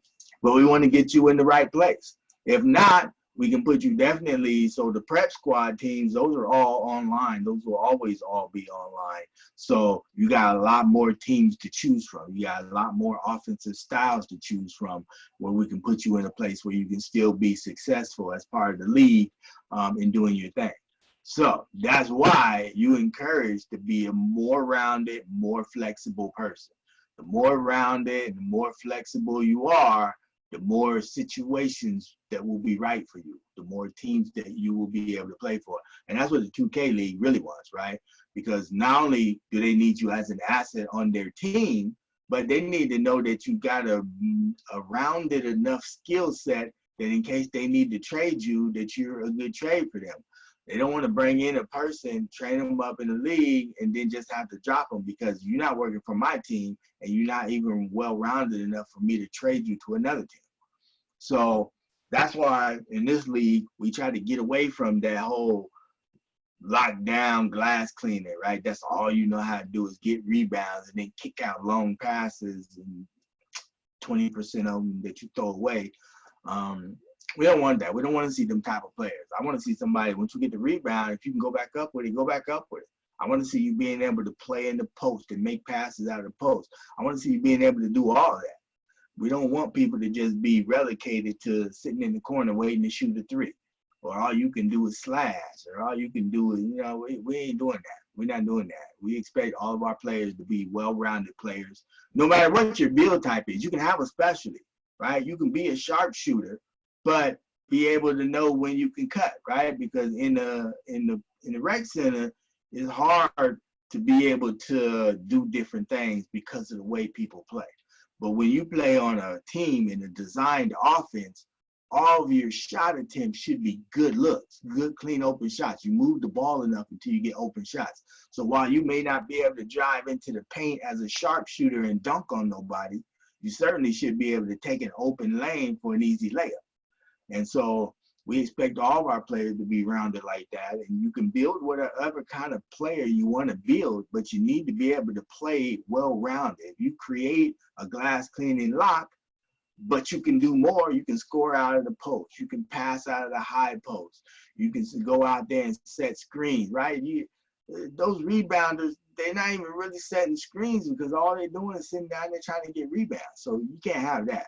You're not playing in the zone. You're playing man defense, so you're going to need to be expected to play man defense. You're going to need to be expected to play perimeter defense. If you're guarding a three-point shooter, you got a stretch 4, stretch 5, and you can't play no perimeter defense because all you ever cared about was getting rebounds, and you set your player up to just play like that, then, that's no good. And like we talked about before about changing your position, you can't bring that player in here, and then when it ain't working out for you, keep changing position until you find something that works for you. Be who you are. How you think about basketball in your head, make a character that plays like that. I try to make my character play to what my actual strengths are, like both how I think about basketball and how I play when I play. And so that way I'm more familiar with what my player can do instead of taking something that is completely foreign to you and then trying to play like you've seen somebody else play like that. That's not the best way to do it, especially now when you're trying to be pro. That might work when you rec and all that, but when you're trying to be pro, man, you got to be you out there and see what you can do with that. So RSVP, again, make sure that you RSVP to all the events. We got a couple more slides and we're going to be done here. So system basketball, again, this is just, we teach NBA style basketball. The spring showcase systems are the West Coast team is running the triangle offense. The East Coast team is running the Boston Celtics. And it's kind of like it's kind of like a fast style of offense. It's got some unique double picks, and it's the offense that they've been running under Brad Stevens. So those are the two that we're running for the system. But like I say, in the regular league and in the prep league, we'll probably represent all of the different offenses that exist in the NBA, and maybe even a couple of pro style like Princeton and UCLA's offense. But mostly the first thing that you'll be learning are principles. And these offensive principles are going to be, every offense relies on these offensive principles. It's like knowing how to cut, knowing how to properly set screens, knowing how to read the floor, knowing how to slow and speed up the pace of games, all that kind of stuff. Offensive principles, you'll be taught. Same thing with defensive principles, all this kind of stuff. And not just doing it. Like, a lot of people know how to do stuff out there, but they don't actually know the terms for it. So if they had to explain it to somebody, they wouldn't know the terms for it. They'd be like, oh yeah, you just go here and you do this. So what we also going to teach you are the terms for it. So it makes you more impressive if you were to do an interview. You get scouted for a 2K League team and you do an interview, and they tell you, hey, when you got a guy sitting down on the baseline and you go down there and screen his man, what's that called? Like, these kind of things, you need to know these terminologies so that you can speak intelligently about basketball. Not just speak about basketball, but speak intelligently about basketball. And then transition basketball, another one of the big deficits that are out there in the rec center is transition basketball. There are a lot of fundamentals about transition basketball that are just not practiced at all out there. And they're both, transition basketball is both offensively and defensively. Transition defense and transition offense, i.e. fast breaks. So all that kind of stuff you'll be instructed, and all of this is all new ways to play. Not even the NBA 2K League is exercising all of these things that we're going to be teaching the players in our league. It's just a completely different style of basketball, and it's not 100% geared towards NBA. It's geared towards NBA, but it also takes into the account the limitations and the extra abilities of 2K game. So we'll take certain aspects of the NBA style offense and we'll say, okay, but because of 2K, it's run a little bit different like this. For instance, in the NBA, they'll teach you to funnel your player toward the baseline and use the baseline as another defender. But in 2K, the baseline is a glitch. So In 2K, you actually want to do the opposite. You want to funnel your players in toward the middle, because most players don't want to go in toward the middle. And one principle of defense in basketball is to force people to do the thing that they don't want to do. So those are the kind of things that we make that are different than like you would coach in an NBA system versus. And so when we're teaching this, I just want you to have the confidence that we are taking into account 2K a little bit in the things that we teach you. But by and large, most of the principles of basketball apply to 2K. And that's the thing that people don't get. They always say, oh, it's just a game. No, it's not just a game. It's a simulator. It's the thing that makes an airplane simulator not a game, right? Because once it gets to a certain point of realism, then it becomes a simulator and not a game. And so that's what 2K is. Yeah, it's got a lot of bugs. It's got a lot of bad stuff that it lets you do. But a lot of that stuff is created by a situation, right? Like it lets you steal the ball a lot, like the little bump steal. But if you don't let that's just all the better. If you don't let your defender get that close to you before you make a pass, you won't have to worry about that stuff. And so that's another thing that we try to show you is how to bypass some of these glitches or some of these things that are in 2K that aren't quite realistic. There are ways to not do them. And once you understand the limitations of 2K, then any mistakes you make, that's on you. No, 2K lets you do that. Well, and 2K lets you do that, and you still got yourself in the situation. So we like to, at least on my team, I like to take, hey, look, we're not going to blame 2K for anything, because you know what? The other team got to play with the same 2K we got to play with. So we can't blame the 2K elements why we lost, because they had the same things and it didn't affect them because they knew how to get around it. So by that sense that everybody's playing on a level playing field, we all playing with the same game, you really can't use the 2K stuff as an excuse, because they won and they had the same 2K game. So a lot of that we try to throw out. It's just a lot of excuses for people to not learn to get better. And so we throw that out. The VBA University, all active players in the VBA have access to the VBA University. And the VBA University is going to be growing. It's going to be it's a library of learning that's going to continue to grow. And there's in here, there are videos that you can watch. We're going to be adding a lot more videos. There's a listing down here that you'll be able to click to that shows you these are just like posts. It could be a link to a web page. A lot of this stuff in here is good learning, good information for getting better. This is the extra stuff that you can do, right? Anybody can jump on and just play 2K. Even if you show up to practice, you can learn what the coaches teach you. But this is stuff you can come in here on your own, and it's just little bits of things that might make your game better.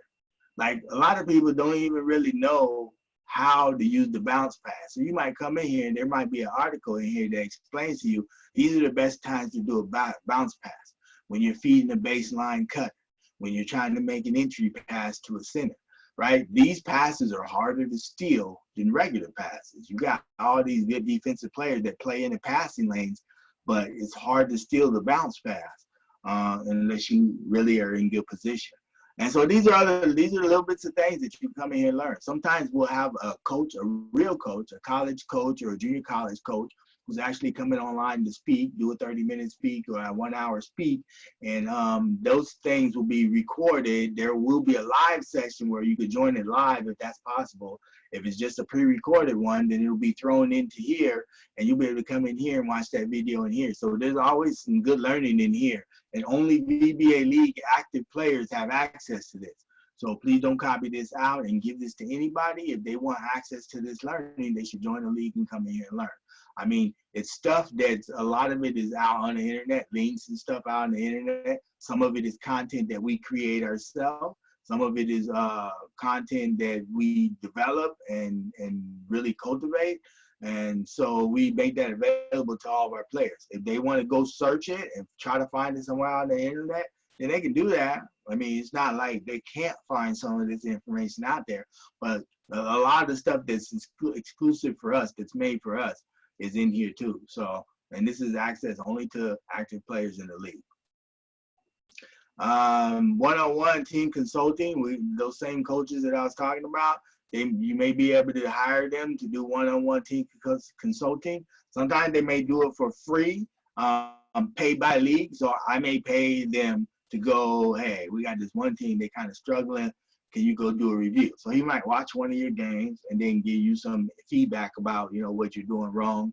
Or he might watch one of your practices and give your coach some feedback on a better way to handle the practices, any of that kind of stuff. Or you could be, as a player, you could get consulted. Like, I'm out there trying to be effective, but what am I not doing as a player? You can get a one-on-one consulting by that. So that actually is something available. And then VBA Pro Tips. If you go follow the VBA League Twitter, this is the Twitter account. If you follow this Twitter account and then you follow this hashtag VBA Pro Tips, we put out pro tips all the time, different things like controller movements, just different ideologies about basketball. It's all kind of random stuff. And you can go do a search for VBA Pro Tips now, and you can see all the back ones that we did, so you get a sense of what those posts usually look like. There's a lot of really helpful information. A lot of it is philosophical about just being in the right mindset for basketball. But a lot of it is hard tools too that you can use. So I definitely follow the VBA League Twitter account, and then actually follow this hashtag so you can be up on all those and see all the old ones. The video library, that's in here. That's going to be coming soon. We're going to have a whole video library of a lot of different concepts. You also have video libraries within your team's locker room. So there's a group that's made, and you can join your team. You'll actually be added to a team that you're going to be trying out for. And so you got these two locker rooms, this locker room, that locker room. So when you go in these locker rooms, and you'll only be assigned to one or the other. And then in here, you got the training media. So you can go in here and you see the videos and the content that's been posted on here. And these videos are specific to the offense and defense that your team is running and the plays and stuff. So you can always come in here and watch these videos. And then training camps. Training camps will be posted in the events section, and the training camps could be anything. These usually happen when we're doing summer league, and so we'll have these random training camps and people can come, and it's so that you can learn all offenses, right? It's like knowing the offense is not really the thing that helps you stop it, right? Like anybody, when the Lakers and the Bulls were running the triangle offense, they watched video. All the other teams watched video. All the other teams had the ability to learn the triangle offense to stop it, but just knowing the offense is not the thing that's going to help you stop it. You still got to execute, right? So I can tell you exactly everything that our team does offensively, but you still have to execute. You still have to get around the picks. You still have to chase down the men. You still have to play good defense. You still have to try to block the attempts in the paint. You still have to do all that. And so nobody was able to do that. The Bulls were able to rip through and win all of them championships. Nobody ever was the wiser. But then also you got teams like the Minnesota Timberwolves that tried to run the triangle offense that weren't successful because they didn't have all the pieces. So you really do have to understand that. So with the training camps, we offer you the ability to come. You want to learn the triangle, come to the triangle training camp. You want to learn the pace and space and pick and pop offense, go to the training camp. You can learn the principles of it, and that's okay. So it's like other teams, if I go sit in on your practice, like, oh no, you know our offense now. So what? That's not the thing that's gonna help me stop you, is knowing your offense. I still got to get the right people in place that know how to play defense to be able to stop that. So like, don't worry about knowing everybody's offense, because you could just play one game against a team and then now you have the video, you can see their offense. So don't make too big of a big deal about that. But if you want to learn other offenses, just so you have for your ability to be able to match. So you might get picked up by a team that runs the triangle offense. You're like, oh yeah, I'm familiar. I watch videos of that, so I kind of know what's going on. So just it's another way to make yourself be a more rounded player and be able to switch. And you got players, they get traded to all these different teams, and they have to know all these different systems, and it benefits them by knowing more about basketball. But it's never helped. Like all the people that got traded away from the Warriors their new team wasn't able to beat the Warriors now that they had a player that was intimate with the system.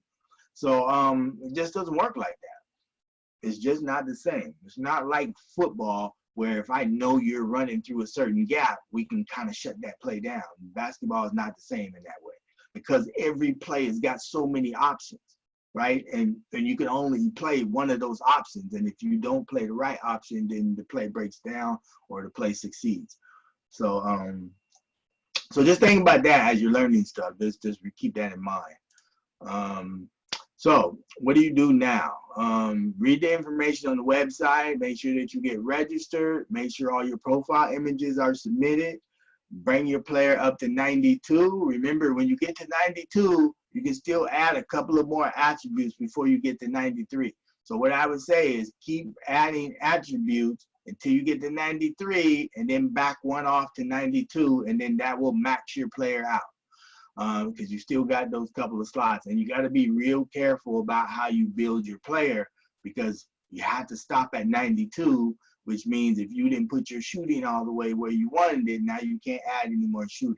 So you kind of have to predetermine what areas you want to go up in and what areas you don't, because you're going to have leftover and you can't go up anymore. So be careful about how you build in your player.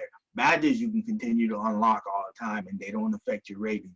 So don't worry about that. But yeah, 92, bring your player up to 92. If you're not doing anything in between practices and all that, you should be playing games. You can even get with your teammates or even teammates from other teams, not your teammates, but players from other teams.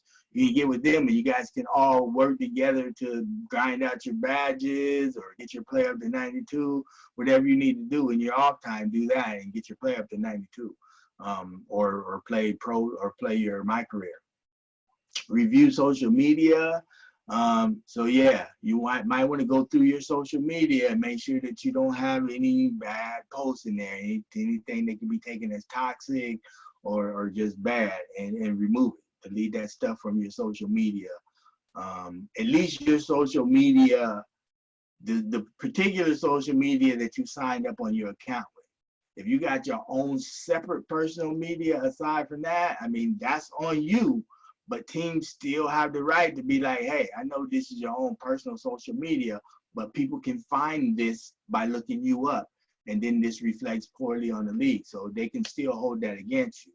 So again, you're becoming a public figure, so that means you are becoming a public figure, not just your avatar's account, but your account. You are becoming a public figure.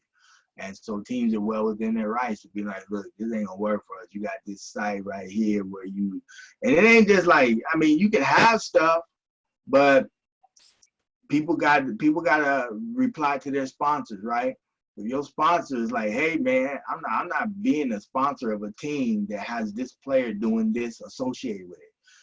And so that's what they got to do. They got to cater to the sponsors, because if that sponsor dries up, you're not only taking money out of your own mouth, you're taking money out of your teammates' mouths and out of the league's mouth. So you got to be very conscious of that. It's a big deal for a reason. Help with the recruiting, you can also do that. You know, if you go out there and play games and you see players that you think would be good, you can help them generally just for the league. I mean, you can't be like, oh man, come play for my team, because you can't make that call. Even maybe your coach might not even be able to make that call. And so if you get somebody to sign up in hopes that they're going to play for your team, and then they don't play for your team, and now they don't want to play, then, you know, you give them a false pretense. So just let them know, hey man, you should come play with this league. We got some good things happening. Let them sign up, and then they'll get placed where they get placed. They'll get picked up by who they picked up. But you have to understand that you're coming into this league solo, right? Just like you would do in any league.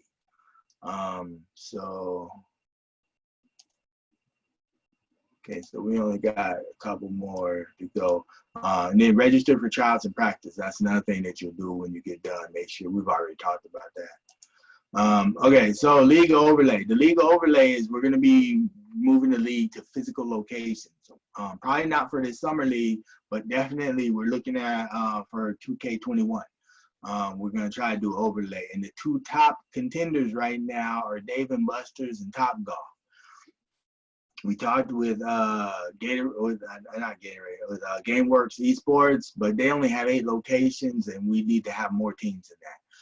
So they might not be a good fit. If we can't get one of these on board and we have to do them, then we may start with those 8 locations, and then maybe they'll expand or whatever. And then Hooters is still kind of on the, they're starting to add esports arenas to their restaurants too. So, but most likely it's going to be Dave and Buster's because they have all the right locations. We've been in good talks with them already. And so that's why we've already set up our leagues to be in locations where they have a Dave and Buster's. So all the 2018 that we have are all in cities that have Dave and Buster's. And so what that means is practices can still be online. You may have some of your practices that'll still be online.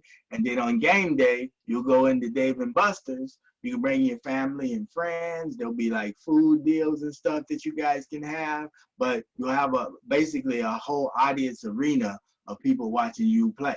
And not to mention the live stream that other people are going to watch you play. So this is a really big deal because this feeds into that whole local market that I told you about.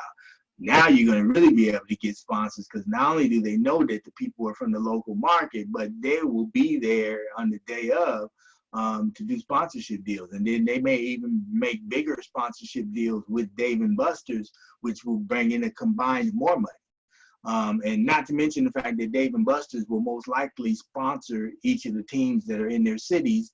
And so that's like uniforms and all that stuff taken care of right off the bat because they're sponsoring us at their place. So so this is huge. This is huge. This makes us better than joining the 2K League because you can stay living in your same city, stay keeping your same job, and still make this money playing in this league. You don't gotta up and move to Dallas for 6 months, like right? Who can do that? There's only certain people that can leave their job because most people got a job paying them more than the $35,000 that they get paid as a base salary, and then everything else is a gamble. Yeah, you got people that made more money from the tournaments. You got people that made close to $1 million. If you count their endorsement deals and all that, but that's still a gamble, right? You're gonna quit your job making $50,000 a year, $60,000 a year, and go play in the league under the hopes that you get these endorsements and that you even get picked up for the next season. So we don't have that. There's no worry there. You can still do all your regular stuff, still live where you live and play in our league and make that money on the side. And then once that money starts to get to be a certain size, maybe you don't even need to do that. Maybe you start getting endorsement deals that are paying you even more than your salary. And all that stuff we try to go after. And that's why we got this agency coming online. And that's why we got these agents. So they, yeah, you're saying maybe I don't know how to get endorsements. Well, these agents do know how to get endorsements. They're going to have contacts with companies. They're going to be in constant contact with the league. So they're going to be really out there grinding, trying to get you paid as high as you can get paid as your public figure, as your brand, as a player in this league. They're really going to be out there for you. So that's what this league over is. Physical location. There's going to be a play-in tournament at each of the Dave & Buster's. Every season, there will be a play-in tournament. Teams will be allowed to retain 3 of their top players, and then there'll be a play-in tournament to fill the rest of the roster.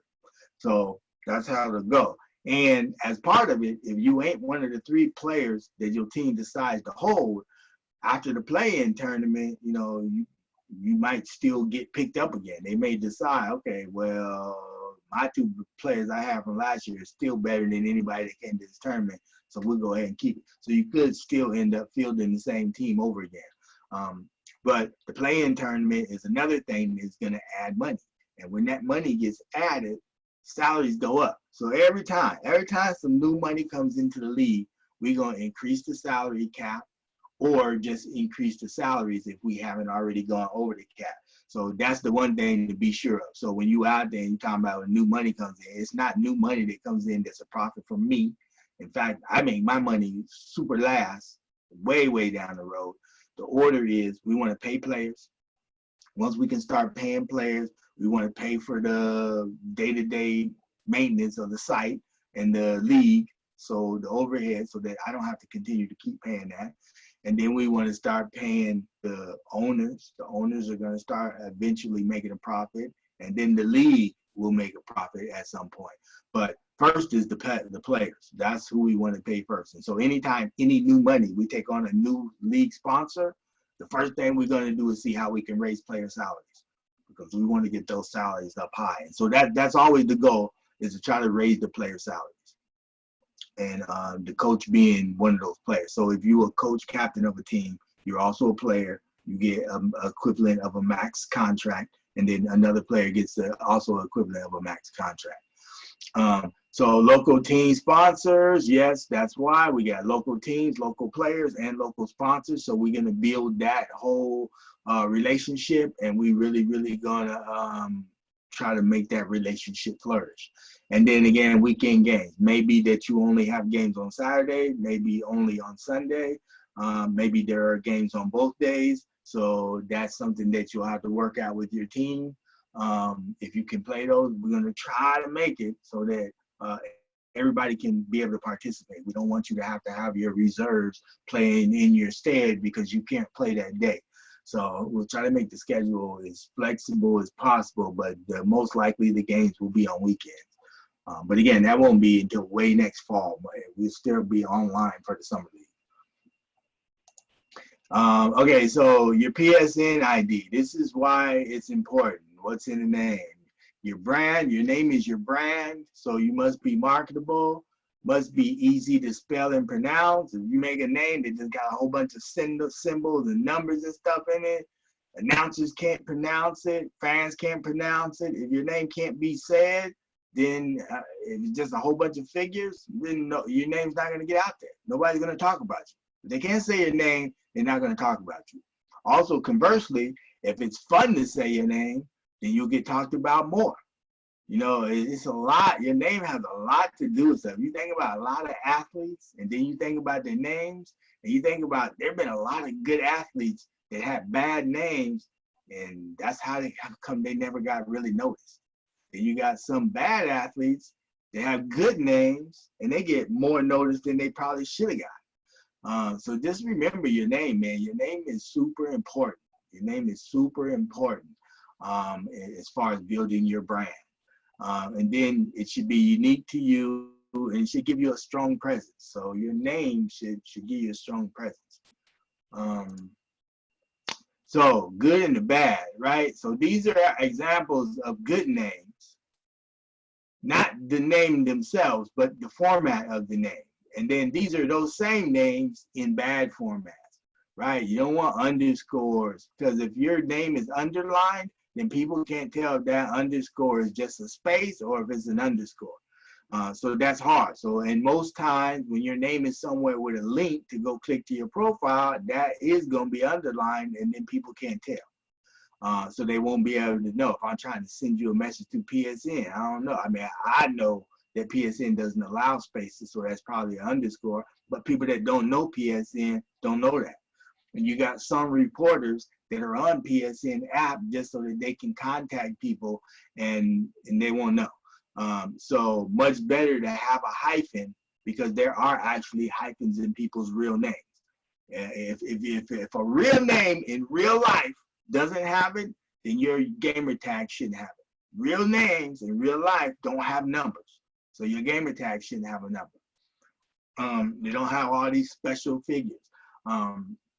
So these are bad examples of having these names. You don't want this. You just want your name to be, if I see this, I know that's unique. If I see this, I know there's probably other people that have this name, and that's why you put the numbers at the end. And so I don't want to see that.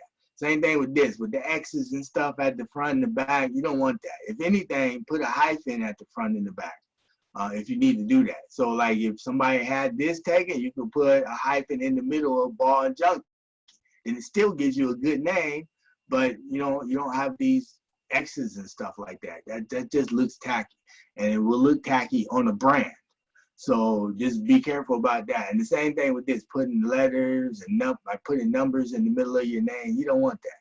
You want it to look clean like this. So these are examples of setting up your name. And so you'll get an official review when it comes time to do the contract signing and all that kind of stuff. Then that's when you'll be reviewed. Maybe even before that. If your name is just really outrageous, then maybe somebody will talk to you before that and be like, hey man, you should think about it. And it's up to you. I mean, you can just say, nah, I don't want to do it. I don't want to play for the contract. I like my name how it is, and then that's it. And then you can just part ways. So that's totally up to you. But The guidelines that we use are not just guidelines that we made up, fabricated out of nowhere. These are guidelines that we know that the 2K League looks at as well. And so if we tell you that it's probably not going to be doable, same for them. Now, they do have some players on their league that have that, but if you go look through their list, they're slowly changing those usernames into ones that are more marketable. Even the players that are playing in the league right now, a lot of them had a username that was different than the one they have now in a little bit of a way. They still call the same, they still basically the same, but maybe they changed it from Court Warrior 2020 to just Court Warrior like this. And but just something to keep in mind. What's not allowed in your username is profanity, racial, sexual, sexist content, sexual innuendo, business names, company names, product names, and stuff like that. We don't allow that. So, like in the example I gave of the YouTube, the YT, that would have to be changed. You can't do YouTube, because if we make a deal with another one, then you're going to be in violation. So your username should just be about you. It shouldn't be about any other company, any other business, any other part of your thing. It should just be about you. And salary payouts. So spring showcase contracts we'll do as we start getting closer to the play dates. And there will be 2 cycles. So the first one is on May 1st and May 2nd. And then we'll have, like, I think another 2 or 3 week period of practice. And then we'll play another showcase. And that one will be kind of at the beginning, moving into the summer season. So that's what that'll be. And regular season contracts, we'll talk about that later, because that depends on what sponsors we get on board after these showcases.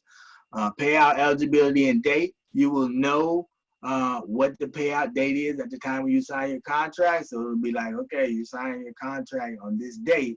This is the payout date. You have to stay in good standing within your contract for the entire period for you to get paid out. If you violate your contract the day before payout is set to go, and you may miss part or all of your payout because you violated that contract. So you got to be in good standing the whole term of your contract. So that's important. And so it's important that you read your contract when you sign it as well.